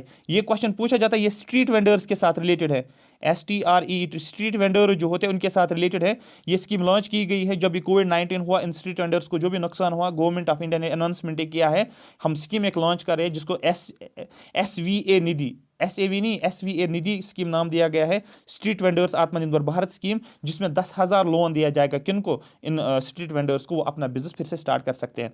मेरी बात समझ आ गई? आपको याद रखना है। तो prime minister divine scheme north eastern reason में, नॉर्थ ईस्टर्न रीजन का मतलब हो गया ये वाला, ये हो गया ईस्ट, ये हो गया वेस्ट, ये हो गया नॉर्थ और ये हो गया साउथ। तो ये वाले रीजन में जो भी आ रहे हैं नॉर्थ ईस्टर्न रीजन, ठीक है। The scheme is for the remaining 4 year of 15th finance commission. मैंने आपको बोला था 15th फाइनेंस कमीशन कितने सालों के लिए था, 5 सालों के लिए। वो कौन से 5 साल, कहां से कहां तक? आपको बोला था 2021 2022 फाइनेंशियल ईयर टू 2025 टू 2026, ये हो गया 5 साल। लेकिन अभी 4 साल ही बचे हैं, क्योंकि अभी 2022 2023 फाइनेंशियल ईयर चल रहा है। अब देखो 2023 2025 2022 2023 से लेकर 2025, क्योंकि 21 नहीं आएगा अब, क्योंकि अब 2022 से लेकर 2023 फाइनेंशियल ईयर चल रहा है, 1 साल कम हो गया। तो इन 4 साल तक ये प्राइम मिनिस्टर डिवाइन स्कीम चलेगी। इस तरीके से चीज़ों को लिंक करोगे, यहाँ से आपको 15th फाइनेंस कमीशन भी क्लियर हो गया। एट प्रेजेंट कौन सा फाइनेंस कमीशन चलता है? 15th फाइनेंस कमीशन, शायद NK सिंह कमेटी के रिपोर्ट के हिसाब से याद रखना है। 280 आर्टिकल भी याद रखना है, किसके साथ? फाइनेंस कमीशन के साथ याद रखना। और फाइनेंस कमीशन, एक और मैं क्वेश्चन बताता हूँ, ये एक कॉन्स्टिट्यूशनल बॉडी है, ये भी आपको याद रखना है। Election commission of India constitutional body है, पता होना चाहिए कौन सी कॉन्स्टिट्यूशनल कौन से नॉन कॉन्स्टिट्यूशनल बॉडीज हैं, कौन सी स्टैट्यूटरी। नीति आयोग बताऊँ तो नीति आयोग जो है वो है स्टैट्यूटरी बॉडी, ये आपको याद होना चाहिए, ठीक है। या स्टैट्यूटरी बोलो आप या एक्स्ट्रा कॉन्स्टिट्यूशनल बॉडी बोलो, ये आप नीति आयोग को एक्स्ट्रा कॉन्स्टिट्यूशनल बॉडी ही के नाम से ही जानो।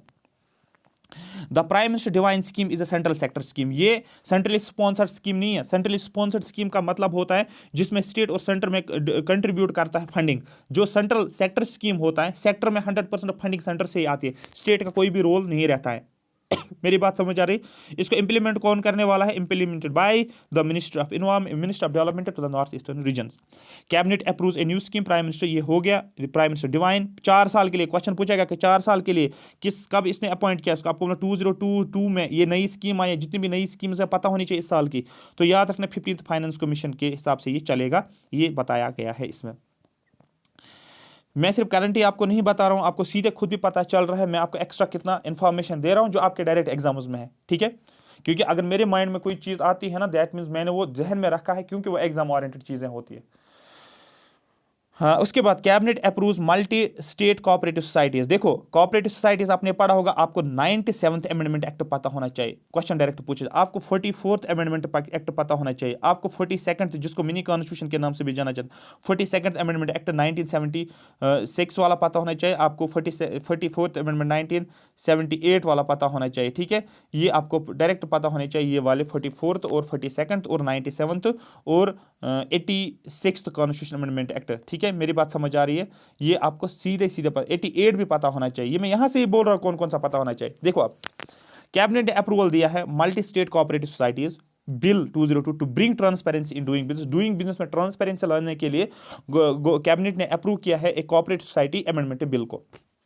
अब देखो क्या होगा, the decision was made to improve the ease of doing business. इस बिल को क्यों अमेंड किया गया? रीजन ये है कि बिजनेस को क्या करना है, ट्रांसपेरेंसी लाना है या ईज ऑफ डूइंग बिजनेस को इंप्रूव करना है।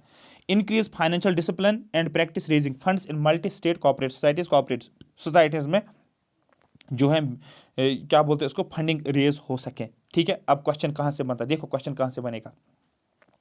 ये अमेंडमेंट जो किया है, ये किसको अमेंडमेंट किया गया? आपको बोलना है multi state cooperative societies act 2022। याद रखना 2002 का cooperative society multi state cooperative societies act जो उसी को अमेंड किया गया और यहां पर अप्रूवल दिया गया, multi state cooperative societies amendment bill को पास किया गया है। तो यहां पर ये पूछा जाएगा आपको 2022 और 2022 को अमेंड किया गया और नई बिल पास की गई है जिसको बोला जाता है multi state cooperative societies bill 2022, जो अमेंड कर रहा है किसको? Multi state cooperative societies act 2022 को, ठीक है। अभी ये बिल इन्होंने अप्रूव की है, एक्ट कौन सा था? एक्ट 2022 था।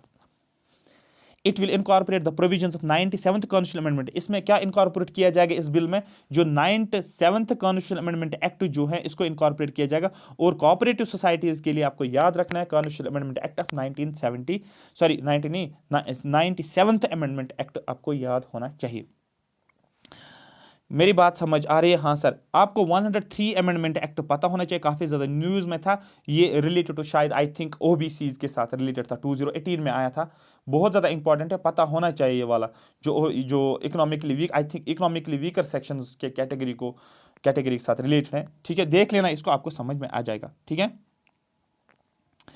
सारे क्वेश्चंस में पॉलिटी वाली, एक्चुअली पॉलिटी को रेफर कर रहा था। इसके बाद एक और आपको याद रखना है, ठीक है। इंडिया की पहली सेंचुरी बनाई गई है। देखो इंडिया फर्स्ट कौन सी सेंचुरी? कादावुर सैलेंडर लॉरिस, याद रखना कादावुर सैलेंडर लॉरिस, ये जो है ये आपको याद रखना है, पहली सेंचुरी बनाई गई है इंडिया में जिसका नाम है Kadavur slender loris sanctuary, Tamil Nadu में। बहुत ज्यादा इंपॉर्टेंट है, क्वेश्चन ऑलरेडी बनेगा आपका। The sanctuary will play a vital role in conserving the species. इस सेंचुरी को इसलिए बनाया गया जो सैलेंडर लॉरिस स्पीशीज है इसको क्या किया जाएगा, इसको कंजर्व किया जाएगा। दूसरा क्या हो जाएगा, जिसकी वजह से तमिलनाडु ने एक एफर्ट दिया है इनको कंजर्व करने की।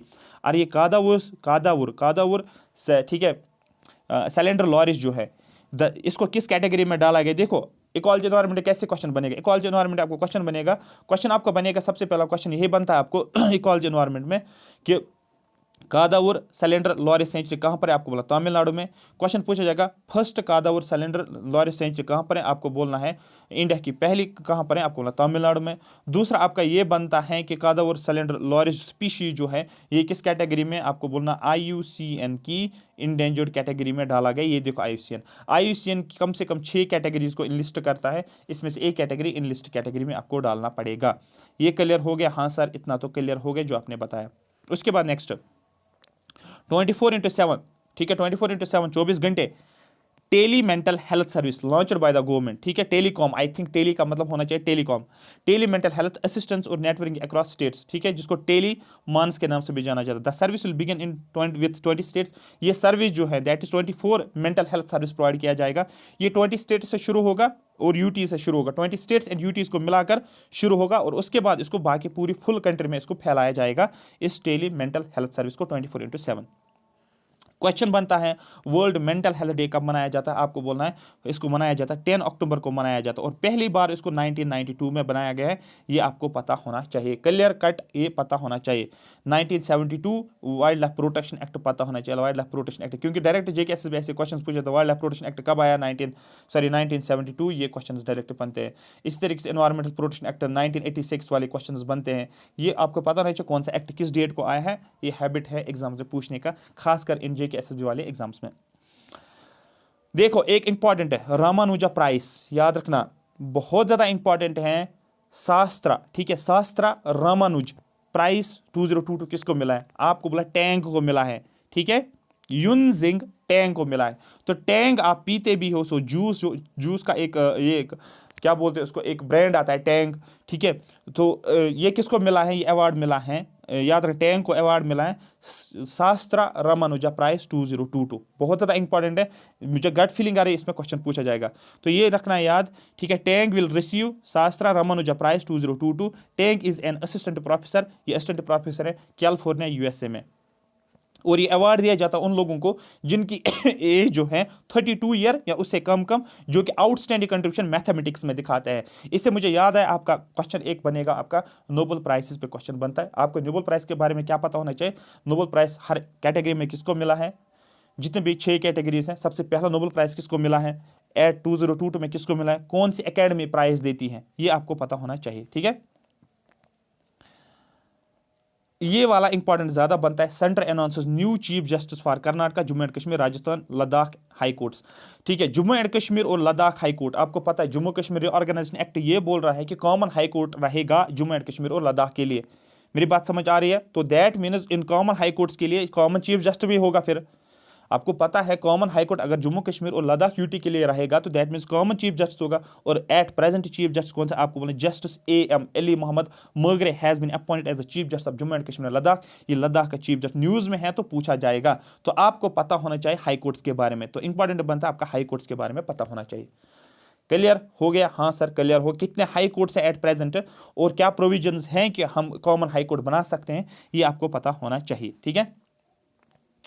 यही जस्टिस अली मोहम्मद मगरी जो है ये दिसंबर में पैदा हुआ है 1960 में, ठीक है, इसका बर्थडे भी आने वाला है, और इसने अपनी ग्रेजुएशन जो की है LLB में ऑनर्स किया है इसने कश्मीर यूनिवर्सिटी में, तो उस टाइम पे बहुत बड़ी बात होती है, ठीक है, ये आपको याद रखना है। लेकिन क्वेश्चन बनता है chief justice of high court का रोल क्या रहता है, इंपॉर्टेंट बनता है, आपको याद दिला दो, मैं हाई कोर्ट्स और सुप्रीम कोर्ट्स के बीच में एक डिफरेंस देता हूं, आपको याद रखना है जो आप 32 आर्टिकल पढ़ते हो ना, जो कॉन्स्टिट्यूशनल रेमिडीज की बात करते हो, जब आप रिट्स की बात करते हो, सबसे ज्यादा रिट्स का पावर हाई कोर्ट के पास है as compare to supreme court, मेरी बात समझ आ रही है। ये रिट्स को इशू करता है आर्टिकल 2 to 6, ये रिट्स को इशू करता है आर्टिकल 32, सुप्रीम कोर्ट सिर्फ रिट्स को इशू करता है जब फंडामेंटल राइट जो होते हैं वायलेट हो जाते हैं, लेकिन हाई कोर्ट के पास पावर्स हैं वो other than fundamental rights writs को इशू कर सकता है, इसीलिए हाई कोर्ट्स में ज्यादा रिट पावर दिया जाता है as compare to writ jurisdiction generally जिसको बोला जाता है as compare to supreme court, तो याद रखना है ये डायरेक्ट क्वेश्चन आपका बनता है। और आपको पता होना चाहिए कितने रिट्स होते हैं, आपको पता है हीबियस कॉर्पस होता है, आपको पता है मैंडेमस होता है, आपको पता है सर्शियोरारी होता है, आपको पता है को वारंट होता है, और आपको पता प्रोहिबिशन भी प्रोहिबिशन होता है, habeas corpus, mandamus, prohibition, certiorari, quo warranto, तो इसका मतलब शॉर्ट में आप इस तरीके से याद रखोगे HMPCQ, ठीक है, तो ये दो एक ही जैसे होते हैं, दैट मीन्स प्रोहिबिशन और सर्शियोरारी, ये जो ही प्रोसीडिंग्स चल रही होती है उस टाइम पे इसको रोका जाता है, लेकिन यहाँ पर प्रोसीडिंग्स कंप्लीट होती हैं, ठीक है, और ये जो होती है ये ऐसी हीबियस कॉर्पस एक ऐसा होता है कि जो प्राइवेट इंडिविजुअल को भी और स्टेट के ऊपर भी लागू होता है, गवर्नर प्रेसिडेंट के ऊपर लागू नहीं होता है, ठीक है, क्लियर हो गया, ठीक है, को वारंटो, ये सारी कुछ चीज़ें आपको पता होनी चाहिए। मैंने सीधे हिंट दिया आपको क्वेश्चन कहाँ से बनेगा, अब आप अपनी मर्जी आप कितना याद रखोगे। IMF कट्स इंडिया जीडी, देखो अगर वर्ल्ड बैंक की बात करें, IMF की बात करें या RBI की बात करेंगे, ये कोई भी अगर GDP पे GDP जीडीपी के ऊपर कोई भी डेटा देते हैं ना, वो आपके एग्जाम में डायरेक्ट बनता है। देखो आईएमएफ ने बोला है कि इंडिया का जीडीपी जो है ग्रोथ वो 2022 में कितना रहेगा, वो रहेगा 6.8%। कट किया है इसने, दैट मीन इससे पहले इसने बोला होगा इतना रहेगा, तो दैट मीन इसने बोला 2022 में इसने बोला था कि 8.7 रहेगा, लेकिन अब क्या है 2023 के लिए ये क्या बोल रहा है, इससे कम बोल रहा है, जीडीपी रहेगा कितना 6.8%। इसके पीछे बड़े रीजंस हैं यूक्रेन रशिया वार, बहुत बड़े रीजंस होते हैं इसके पीछे, बट आपको इतना ही याद रखना है। इसने क्या बोला है आईएमएफ ने, इंटरनेशनल मॉनेटरी फंड जिसको बोला जाता है, जिसकी फॉर्मेशन 1944 में, ठीक है, Brayton would conference, world bank भी ब्रेटन वुड कॉन्फ्रेंस, और इसी को नाम ब्रेटन वुड ट्विंस के नाम से भी जाना जाता है। एक्स्ट्रा चीज़ें मैं आपको बोलते जा रहा हूँ। इंटरनेशनल मॉनेटरी फंड आपको पता होना चाहिए, ठीक है। आईएमएफ इकोनॉमी में आपको पता होना चाहिए। क्लियर हो गया? हाँ सर क्लियर हो गया, ठीक है। और आईएमएफ जो है, आईएमएफ एक रिपोर्ट को पब्लिश करता है, उसका नाम होता है वर्ल्ड इकोनॉमिक आउटलुक रिपोर्ट। बहुत बहुत ज़्यादा इंपॉर्टेंट है, मतलब आप सोचो मत कितना इंपॉर्टेंट है। मतलब जो भी रिपोर्ट्स होते हैं आईएमएफ के, वो पता होने चाहिए कौन सा रिपोर्ट कौन सा पब्लिश करता है, ठीक है। और यहाँ पर लिखा भी है what do you mean by IMF. ये इंटरनेशनल मॉनेटरी फंड होता है, फॉर्मेशन 1944 में हुई है, ठीक है। स्टार्ट किया गया दिसंबर, फॉर्मेशन इतना, और यहाँ पर स्टार्ट किया 45 में। ऑर्गेनाइजेशन का हेडक्वार्टर वाशिंगटन डीसी में। देखो मैंने बोला था वाश और पैसा, ठीक है, पैसा पैसा मतलब रुपीज, वाश रुपीज अगर बात करोगे बैंक वर्ल्ड बैंक, रुपीज अगर बात करो आईएमएफ भी पैसा होता है, ठीक है। आईएमएफ ये दोनों पैसे के साथ रिलेटेड। इंटरनेशनल मनी, मनी का मतलब पैसा, वर्ल्ड बैंक, बैंक में भी पैसा, पैसा को वाश किया गया, वाश से निकला वाशिंगटन। दोनों का हेडक्वार्टर मैंने ऑलरेडी आपको बता दिया है, याद रखना है। Organisation is headquarter in Washington, इसको वाशिंगटन में 190 कंट्रीज आईएमएफ में देखने को मिलती है। Its major financial agency of it is the major financial agency of the United Nations and an international financial institutions है, ठीक है। और आपको पता होगा जो पेपर गोल्ड, आपको पता होगा इसकी करेंसी जो होती है आईएमएफ की, वो कौन सा होता है, आपको बोला पेपर गोल्ड, ठीक है। ये आपको पता होगा, ठीक है। ये भी आपको याद रखना है, इसकी करेंसी का नाम आपको पता होना चाहिए, ठीक है। क्लियर हो गया? हाँ सर क्लियर हो गया। आईएमएफ और वर्ल्ड बैंक में डिफरेंस पता होना चाहिए। आईएमएफ और वर्ल्ड बैंक देखो, वर्ल्ड बैंक का मतलब होता है आईबीआरडी, आईबीआरडी मतलब international bank for reconstruction and development. जब भी रिकंस्ट्रक्शन करनी होती है ना कंट्रीज में, डेवलपमेंट की बात, तो आईबीआरडी वर्ल्ड बैंक एक्टिव होता है। लेकिन बाकी अगर देखेंगे फाइनेंशियल स्टेबिलिटी की बात करेंगे, एम्प्लॉयमेंट को बूस्ट करना है, सस्टेनेबल डेवलपमेंट की बात करनी है, फाइनेंशियल स्टेबिलिटी लानी है, पुअर्टी को कम करना है, वहां पर रोल किसका रहता है, वहां पर आईएमएफ का रोल रहता है। ये लिखा है working to foster global monetary cooperation, facilitate international trade, safeguard financial stability, decrease poverty, boost high employment. Difference पता होगा तभी आप क्वेश्चन कर सकते हो, डिफरेंस पता नहीं होगा पढ़ के भी गलत करोगे। एक प्रोफेसर है जिसका नाम है वजाहत हुसैन, वजाहत है या वजाहत, यहाँ पर वजाहत ही लिखा है, हुसैन इसका नाम है। इसको an academic from Aligarh Muslim university wins top UAE award. UAE award जो ही किसको दिया, जिसको भी दिया जाता है इंपॉर्टेंट बनता है, क्योंकि इंडिया यूएई की रिलेशनशिप बहुत ज़्यादा अच्छी खासी है। तो इसलिए आपको याद भी रखना है कि अलीगढ़ मुस्लिम यूनिवर्सिटी का जो एक एकेडमिक है, जो जिसका नाम है प्रोफेसर वजाहत हुसैन, इसको यूएई का अवार्ड दिया गया है। ये 2022 में पता होना चाहिए, एग्जाम में पूछा जाता है। देखो याद रखना, first flex fuel car in India, उसका नाम टोयोटा कोरोला एल्टिस, ठीक है।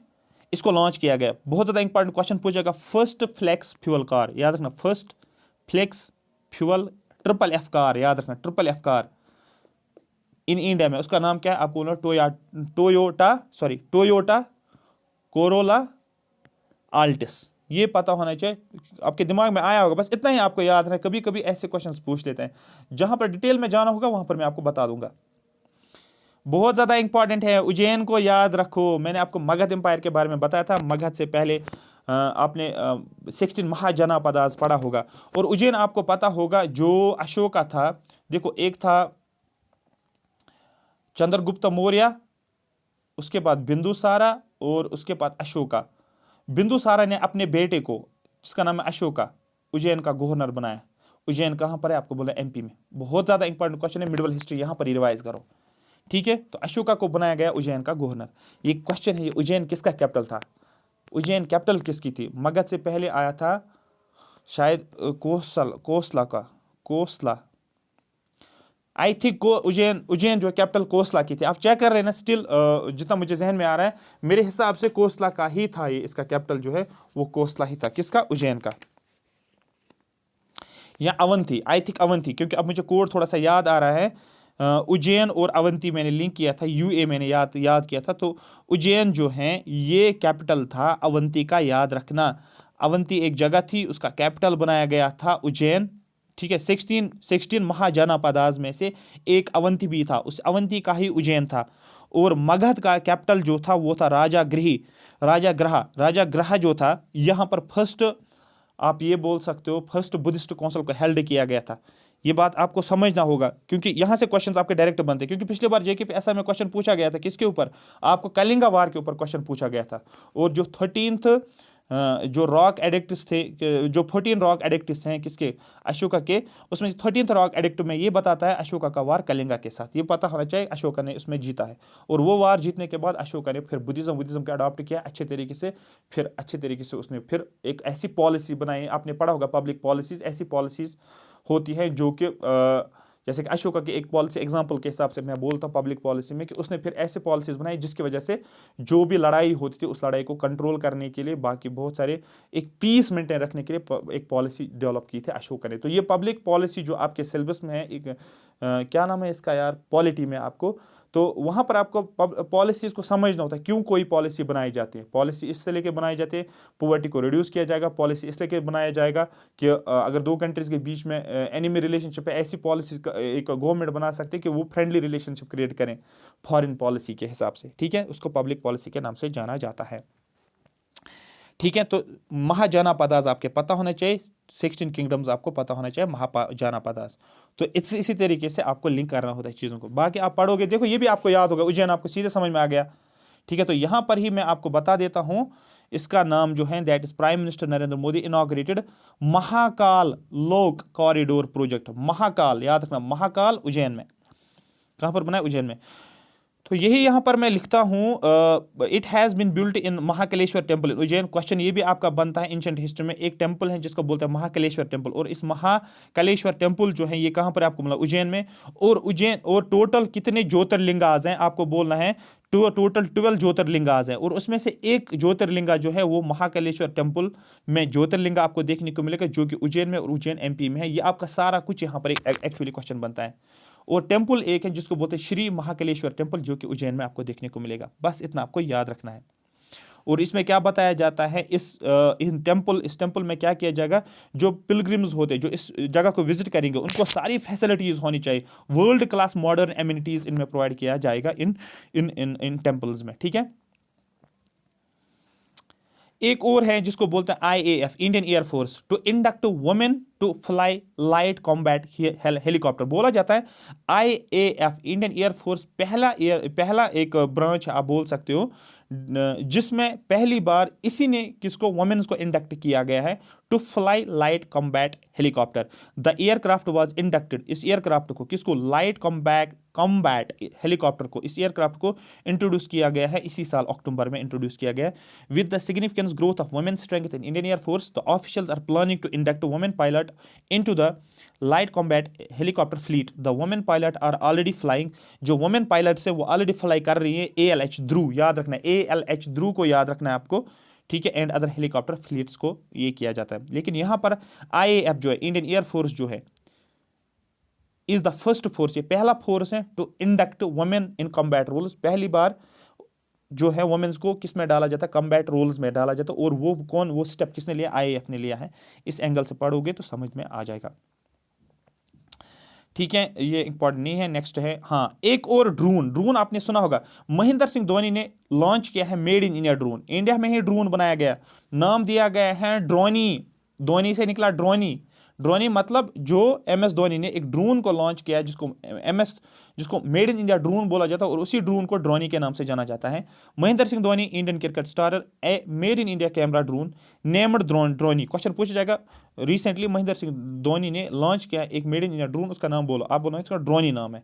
The drone has advanced features manufacturing bye Garuda. इसको मैन्युफैक्चर किया है एक एरोस्पेस है जिसको बोलते हैं गरुड़ा एयर स्पेस है। ठीक है, it has moved into a consumer drone market with Droni, और ये मार्केट में आ गया ड्रोनी के नाम से। क्लियर हो गया? हाँ सर क्लियर हो गया। ठीक है, थोड़ा सा मैं पाज लेता हूं 1-2 मिनट का, तो उसके बाद हम इसको कंटिन्यू करेंगे, थोड़ा सा गला भी सूख गया।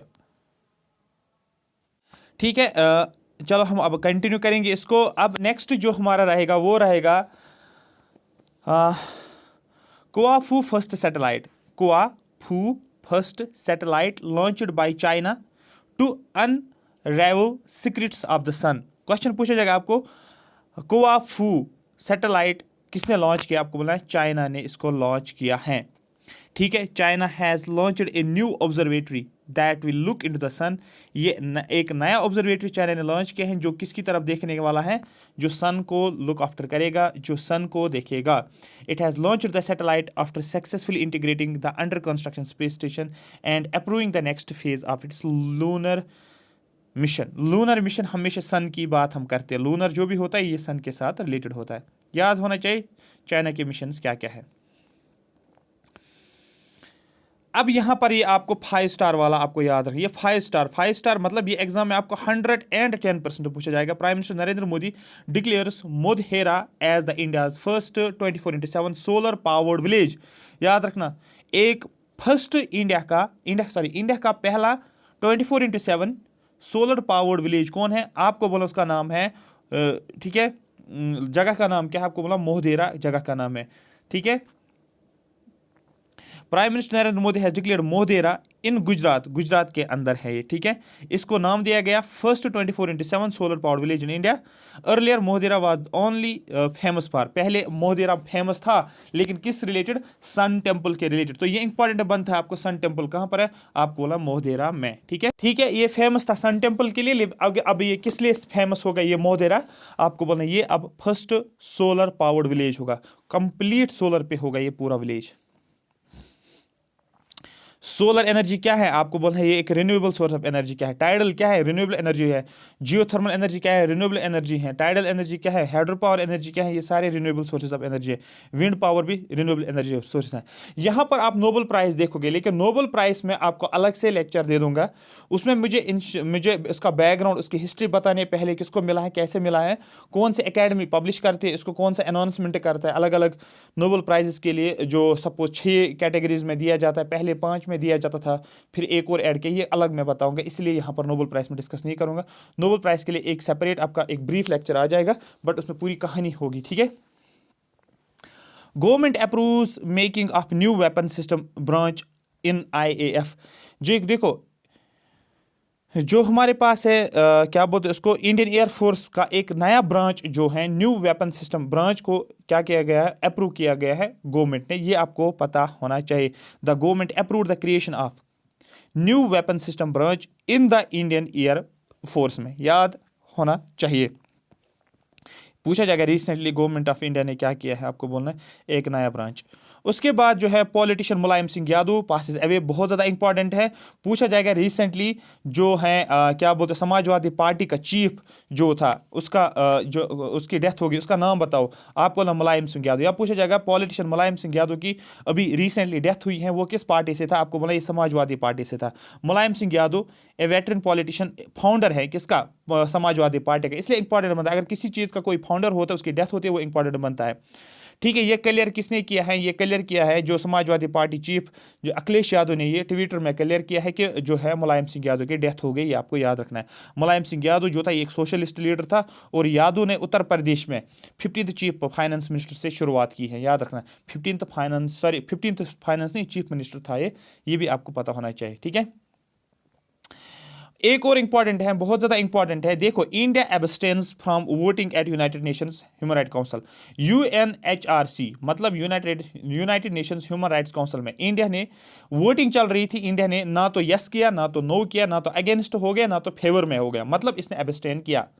किस रिलेटेड? ट्रीटमेंट ऑफ युगहुर मुस्लिम, जो युगहुर मुस्लिम जो थे, ये चाइना में हैं ये मुस्लिम्स, उनके के रिलेटेड एक वोटिंग की गई ह्यूमन राइट्स वाले, human rights United nation human rights commission में, इसने इंडिया में एब्सटेन किया। तो ये क्वेश्चन इंपॉर्टेंट बनता है, इंडिया ने रशिया के टाइम पे एब्सटेन किया था और अभी भी एब्सटेन कर रहा है चाइना के रिलेटेड। ठीक है, India abstained from voting on United Nations human rights council resolution on holding a debate on the human rights situation in China's Xinjiang. ठीक है, the draft resolution on holding a debate on the situation of human rights in Xinjiang में human rights की बात की जा रही थी। Total 11 जो है, ठीक है, जिसने एब्सटेन किया था, 11 कंट्रीज ने एब्सटेन किया है, 17 ने फेवर किया है, 19 ने अगेंस्ट किया है, चाइना के अगेंस्ट ने 17 ये किया है, 19 ने किया है, 17 ने फेवर किया है और 11 ने एब्सटेन किया है। उसमें से इंडिया, ब्राज़ील उन्होंने एब्सटेन किया है और पाकिस्तान ने चाइना के अगेंस्ट वोट दिया है रेजोल्यूशन के अगेंस्ट। राइट, क्लियर हो गया? हाँ सर, क्लियर हो गया। इसी तरीके से एनएचए का मतलब नेशनल हेल्थ अथॉरिटी, बहुत ज़्यादा इंपॉर्टेंट है। क्यों? इसको लिंक किया गया है आयुष्मान प्रधानमंत्री आयुष्मान भारत डिजिटल मिशन के साथ। तो याद रखना आपको, प्रधानमंत्री जन आरोग्य योजना जिसको बोलते हैं प्रधानमंत्री जन आरोग्य योजना, जिसको आयुष्मान भारत के नाम से जाना जाता है, इसको लॉन्च किया गया 2018 में। और ये क्वेश्चन पूछा गया रिसेंटली, इसके कितने साल हो गए? आपको बोलना इसको कंप्लीट हो गए 4 साल कंप्लीट हो गए प्रधानमंत्री जन आरोग्य योजना के। ठीक है, तो यहाँ पर बोला गया नेशनल हेल्थ अथॉरिटी इंट्रोड्यूसेस, इसने क्या इंट्रोड्यूस किया? QR code, quick response code based rapid OPD registration. जल्दी जल्दी ओपीडी रजिस्ट्रेशन, अगर ओपीडी में जाना होगा, आपको रजिस्ट्रेशन करनी होगी, तो आपको जल्दी क्यूआर कोड को इंट्रोड्यूस किया गया है। उस क्यूआर कोड का यूज़ करके आप क्या कर सकते हो? ये ओपीडी रजिस्ट्रेशन आप कर सकते हो। यही लिखा गया है national health authority under the Ayushman Bharat digital mission के साथ scheme has introduce QR code based rapid digital. Question पूछा जाएगा किसने किया है इंट्रोड्यूस? आपको बोलना है ये क्या है? नेशनल हेल्थ अथॉरिटी ने। और नेशनल हेल्थ अथॉरिटी किस स्कीम के अंदर? आपको बोलना आयुष्मान भारत के अंदर। और मैंने बोला भी था आपको, आयुष्मान भारत जो है इसको प्रधानमंत्री जन आरोग्य योजना, इसको 2018 में लॉन्च किया गया था।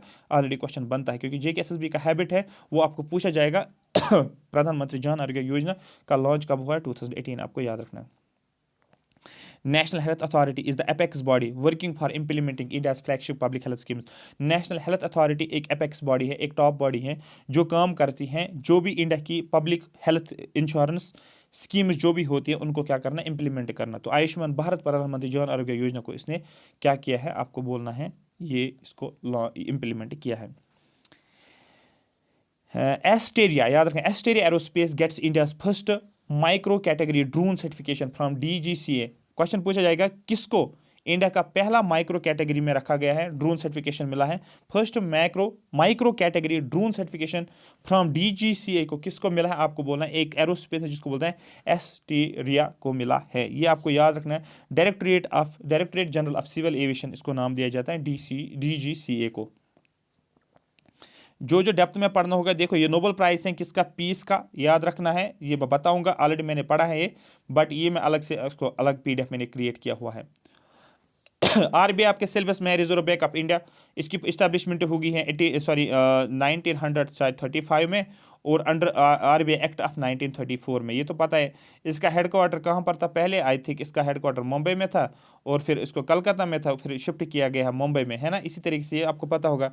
लेकिन हम देखेंगे कि RBI launch supervisory monitoring system. RBI ने लॉन्च किया एक सुपरवाइजरी मॉनिटरिंग सिस्टम, ये सुपरवाइज करेगा, मॉनिटर करेगा, जिसका नाम है दक्ष। क्वेश्चन पूछेगा रिसेंटली आरबीआई ने लॉन्च किया a supervisory monitoring system, name क्या है? आपको बोला है दक्ष। शक्तिकांत दास आरबीआई का गवर्नर है, the governor of RBI of India launch a new suptech initiative जिसका नाम है Daksh, the central bank advanced monitoring system. याद रखना, ये सेंट्रल बैंक का advanced monitoring system is expected to make a supervisory process more efficient. ये supervisory process को और अच्छे तरीके से करेगा। What do you mean by Daksh? Daksh क्या है? Daksh is a web based end to end workflow application. ये एक वर्क फ्लो एप्लीकेशन है थ्रू विच, जिसके थ्रू आरबीआई क्या करेगा? डिटेक्ट करेगा जो भी कंप्लायंस होती हैं उन सभी चीज़ों को देखेगा। बैंक्स को सुपरवाइज करना या नॉन बैंकिंग फाइनेंशियल कंपनीज को सुपरवाइज करना, ये सारी चीज़ें। सिग्निफिकेंस क्या है आरबीआई के? आपको पता है, आरबीआई के बारे में पढ़ा होगा, थोड़ा सा रिवाइज करेंगे तो चीज़ें लिंक हो जाएंगी। Central bank of India, RBI is also known as bank of banks. इसको बैंक ऑफ बैंक्स के नाम से भी जाना जाता है क्योंकि ये बैंक्स को लोन देता है। Owing to it is function of RBI, the bank was established, RBI को एस्टैब्लिश किया गया 1 अप्रैल, याद रखना 1 अप्रैल 1935। किस एक्ट के जरिए से? RBI act of 1934। In the beginning headquarter RBI का कलकत्ता में था और उसके बाद 1937 2 साल के बाद हेडक्वार्टर शिफ्ट किया गया मुंबई में। ये आपको याद होना चाहिए। एज ऑफ अक्टूबर 2022 आप याद रखोगे आरबीआई का गवर्नर कौन है, शक्तिकांत दास, आपको याद रखना है। और ये कौन सा गवर्नर है, ये 25th गवर्नर है। ऐसे भी क्वेश्चन आपके बनते हैं, ठीक है। उसके बाद नेक्स्ट जो है आपका नोबेल प्राइज लिटरेचर की बात करेंगे, तो कोड के हिसाब से मैं समझाऊंगा आपको। उसके बाद एक और इंपॉर्टेंट है जिसको बोला जाता है Angela Merkel. Angela Merkel former chair German counsellor wins UN refugee agency award. देखो यूएन ने अवार्ड दिया है, रिफ्यूजी के रिलेटेड अवार्ड दिया गया, ये किसको मिला है, एंजेला को मिला है, ठीक है। तो इस तरीके से आप याद रख सकते हो, ये कहाँ का जर्मन चांसलर है जिसको मिला है, आपको याद रखना है रिफ्यूजी अवार्ड, तो एंजेला रिफ्यूजी याद रखना, ठीक है। इस तरीके से आपको याद रखना होगा, ठीक। उसके बाद निकोल मैन की बात करेंगे। Nicole Mann first native American women astronaut in space, बहुत ज़्यादा इंपॉर्टेंट है, क्वेश्चन पूछा जाएगा। फर्स्ट अमेरिकन वुमेन एस्ट्रोनॉट कौन है स्पेस में, आपको बोलना है निकोल मैन जो है ये पहली वुमेन कैटेगरी में, याद रखना नेटिव अमेरिकन है, वुमेन एस्ट्रोनॉट स्पेस में है। और दूसरी जो है इसने क्रिएट किया हिस्ट्री, ये दूसरा नेटिव अमेरिकन है, फीमेल्स में पहली है लेकिन ओवरऑल सेकंड पे हैं। तो इससे पहले कौन था, आपको बोला जॉन हैरिंगटन जो था, ये नेटिव अमेरिकन किस में था, एस्ट्रोनॉट्स इन स्पेस, याद रखना। ये मैंने बता दिया आपको, नासा ने जो लॉन्च किया है इसको आपको याद रखना होगा। नोबेल प्राइज केमिस्ट्री में पढ़ेंगे, ये भी देखा जाएगा। ये आपको 5 स्टार वाला, 5 स्टार नहीं 10 स्टार लगा लो, बहुत ज़्यादा इंपॉर्टेंट है। Indore tops the list of cleanest city for the 6th consecutive time. छठी बार इंदौर जो है या इंदौर जो है ये इसको मिला है, क्या मिला है, क्लीनेस्ट सिटी का अवार्ड दिया गया है या टॉप इसने किया है। और ये किस में, कौन सा अवार्ड, आपको बोला स्वच्छ सर्वेक्षण अवार्ड, स्वच्छ सर्वेक्षण SSA अवार्ड दिया गया है। इंदौर को रैंक मिली है क्लीनेस्ट सिटी 6th टाइम, ठीक है। सूरत और नवी मुंबई को रैंक किया गया, सेकंड रैंक और थर्ड रैंक सूरत को, नवी मुंबई को और यहां पर इंदौर को। ISN आप याद रख सकते हो 1 to 3, ये आपको याद रखना है जो भी सर्वे किया गया क्लीनेस्ट सर्वे, ठीक है। और ये इंदौर कहां पर है, ये Madhya Pradesh. Indore has been ranked as the cleanest city in the Swachh Survekshan 2022 award. Indore, सूरत और मुंबई, पहले 3 रैंक्स आपको पता होनी चाहिए। ये आपको एग्जाम में पूछा जाएगा, अगर गलत हो गया फिर मुझे नहीं बोलना गलत हो गया, गलत तो होगा नहीं, आपको याद आ जाएगी मेरी बात वहां पर। नॉर्थ कोरिया ने एक लॉ पास किया है, उसने इस लॉ में डिक्लेयर ये किया है कि we are a nuclear weapon state, ठीक है, या न्यूक्लियर स्टेट। तो न्यूक्लियर नॉर्थ कोरिया ने ये एक लॉ पास किया है, ठीक है। तो ये न्यूक्लियर मेंबर कंट्री बनी है। अब यहाँ पर देखो North Korea fires ballistic missiles over Japan, ठीक है। इसने टेस्ट किया एक मिसाइल को, लेकिन जापान की एयरबेस से ऊपर इसने इसको लगा दिया है। ये इंपॉर्टेंट है, क्वेश्चन पूछा जाएगा। North Korea fired a ballistic missile over Japan, it is the most significant missile test by North Korea since 2022। It is also the first time North Korea has flown missile over Japan since 2017 के बाद पहली बार आज इसने Japan के ऊपर ही उड़ा दिया इसको। इंडिया को लिंक करो न्यूजीलैंड नेवी के साथ। Indian and New Zealand navy, India की नेवी और न्यूजीलैंड की नेवी, इनने एक पैक्ट साइन किया है किसके ऊपर, वाइड शिपिंग इंफॉर्मेशन एक्सचेंज, याद रखना वाइड शिपिंग इंफॉर्मेशन एक्सचेंज के ऊपर इसने क्या किया, इसने जो है क्या बोलते हैं इसको, एक पैक्ट साइन किया हुआ है, ठीक है। क्लियर हो गया, ठीक है, क्लियर हो गया, यहां तक आगे चलते हैं, ठीक है। नेक्स्ट समझ आया। हाँ, Pankaj Tripathi gets honoured as national icon of election. Pankaj Tripathi, मैंने आपको पहले भी बोला था, पंकज त्रिपाठी को ऑनर किया गया है national icon of election commission of India. ये आपको याद रखना, national icon election commission of India का आर्टिकल 324 याद रखना। मिर्जापुर एक्टर, मिर्जापुर में ये एक्टर है Pankaj Tripathi, has been named as the national icon of the election commission of India. ये आपको याद रखना, the award winning actor was made a national icon on the base of his, किस बेसिस पे, his association with election commission of India in creating awareness among voters. इसने voters में एक awareness create की है, उसके ऊपर इसको क्या दिया गया है, इसको नाम दिया गया है national icon election commission of India का। बहुत ज़्यादा इंपॉर्टेंट है, ये अनाउंसमेंट किसने किया है, chief election commissioner Rajeev Kumar ने इसका अनाउंसमेंट किया है, ये आपको याद होना चाहिए, ठीक है। और आप देख सकते हैं इस पंकज त्रिपाठी जो है किस किस मूवीज़ में काम किया है, ये आप देख सकते हो यहाँ पर, अगर लिखा होगा कहीं पर, बहुत सारी मूवीज़ में इसने काम भी किया होगा। हाँ ये देखो ये वाली मूवी, ठीक है, फुकरे वाली मूवी आप देख सकते हो, इसमें इसने बहुत अच्छा काम किया हुआ है, ठीक है। उसके बाद यहाँ पर Indian American honoured with A life time achievement award, याद रखना लाइफ टाइम अचीवमेंट अवार्ड पे क्वेश्चन पूछते हैं, ये हम आपका 5 स्टार वाला क्वेश्चन हो गया, क्योंकि लाइफ टाइम अचीवमेंट अवार्ड, ठीक है, यूएसए में इंडियन अमेरिकन को दिया गया है, बहुत ज़्यादा इंपॉर्टेंट है। विवेक लाल, याद रखना LALL, लाल को मिला है, विवेक लाल को, जो एक इंडियन ओरिजिन इंडिविजुअल है, जिसको अवार्ड दिया गया life time achievement award USA ने, जिसका नाम है यूएसए प्रेसिडेंट जियो बाइडेन ने, with the citation of with grateful recognition, इसको याद रखना है। लाल की बर्थ हुई है जकार्ता इंडोनेशिया में, याद रखना इसको, इंडियन ओरिजिन, ठीक है। लाल जो है, हाँ इंडियन ओरिजिन इंडिविजुअल है। उसके बाद डिफेंस मिनिस्टर राजनाथ सिंह, ठीक है, डिफेंस मिनिस्टर कौन है, राजनाथ सिंह, ये भी क्वेश्चन बनता है। Induct first indigenously developed light combat helicopter, इसने इंडक्ट किया है पहला इंडिजिनसली जो इंडिया में ही बनाया गया है लाइट कॉम्बैट हेलीकॉप्टर, ये आपको याद रखना है। The ceremony was held in air force station Jodhpur, देखो एयरफोर्स का स्टेशन याद रखना जोधपुर राजस्थान में है। द हेलीकॉप्टर को नाम दिया गया है प्रचंदा, याद रखना प्रचंदा, याद रखना है, ये बहुत ज़्यादा इंपॉर्टेंट है। ये हेलीकॉप्टर जो है इसका नाम है प्रचंदा, जिसको बोलते हैं हम first indigenously developed light combat helicopter. Prachanda पूछा जाएगा, आपको बोलना है हेलीकॉप्टर है, और इसको लाइट कॉम्बैट हेलीकॉप्टर को डेवलप किया है हिंदुस्तान एरोनॉटिक्स ने, एरोनॉटिक्स लिमिटेड, इसलिए इंडिजिनस है, ठीक है। समझ आ गया, हाँ sir. Nobel prize medicine, medicine को फिजियोलॉजी के नाम से भी जाना जाता है, और स्टॉकहोम ने इसको किया है, ये हम आगे पढ़ेंगे, आपका नोबेल प्राइज पढ़ना पड़ेगा, इंपॉर्टेंट है आपके एग्जाम पॉइंट ऑफ व्यू के लिए, ठीक है। एक और स्कीम है जिसको बोलते हैं UA2, prime minister Narendra Modi scheme for monitoring youth authors launch, ठीक है। देखो prime minister Narendra Modi scheme किस लिए, for monitoring youth authors launched, UA2 इसको बोला जाता है, was launched by the minister of education, department of higher education. The scheme was launch to promote, um क्या है स्कीम का, reading writing and book culture country के अंदर प्रमोट करना है, बुक्स का रीड करना, बुक्स को राइट करना, और बुक कल्चर जो है इसको प्रमोट करना इंडिया के अंदर, एंड इंडियन राइटिंग ग्लोबली, और जो इंडियन राइटिंग ग्लोबली देखने को मिलेगा इस प्रोजेक्ट के जरिए से। India tops list of youth population, जिसको अब बोलते हैं डेमोग्राफिक डिविडेंड, बहुत ज़्यादा इंपॉर्टेंट है।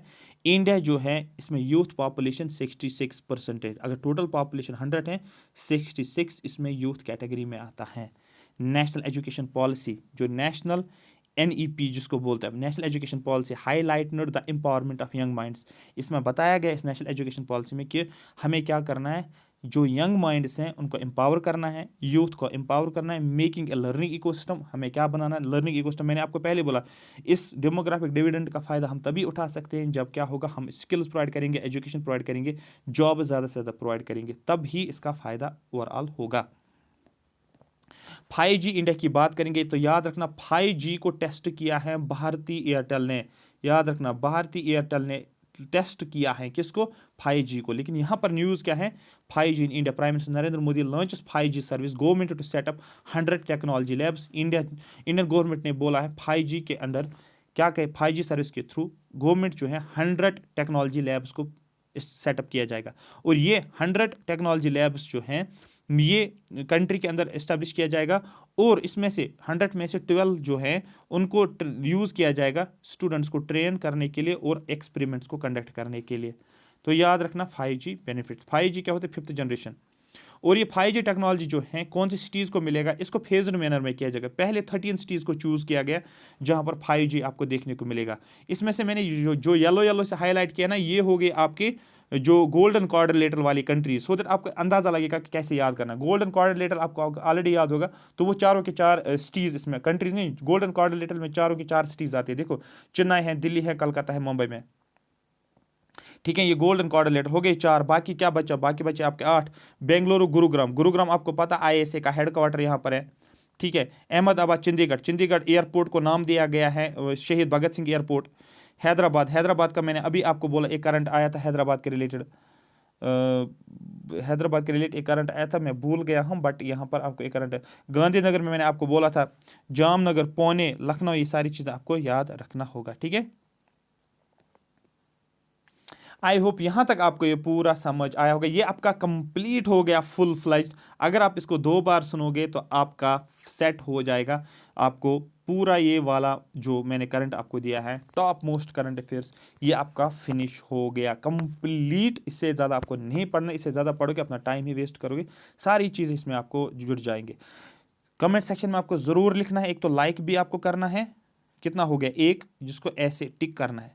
दूसरा आपको सब्सक्राइब भी करना है, जिसको बेल यहाँ पर दिया होगा, ठीक है, बेल। तीसरा आपको क्या करना है, कमेंट सेक्शन में कमेंट लिखना आपको ये सेशन कैसा लगा।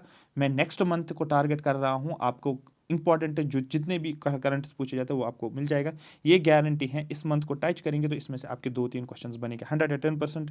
सिर्फ मैंने करंट ही नहीं बताया इसमें मैंने आपको एक्स्ट्रा चीज़ें बताई जो एग्जाम में पूछी जाती है, ठीक है। Thank you so much for watching मी। आपको कोई टेंशन लेने की जरूरत नहीं, जब तक WS अकेडमी है तब तक आपको फायदा होगा, डेफिनेटली ज़रूर फायदा होगा। Thank you so much for watching मी। हाँ, और लास्ट पे टेस्ट सीरीज ज्वाइन कर लो, टेस्ट सीरीज से आपको और भी फायदा मिलेगा। टेस्ट सीरीज WS अकेडमी पे है, JKPSI की टेस्ट सीरीज 6 टेस्ट हैं, इनरोल करो, फायदा हो जाएगा। Thank you so much for watching me.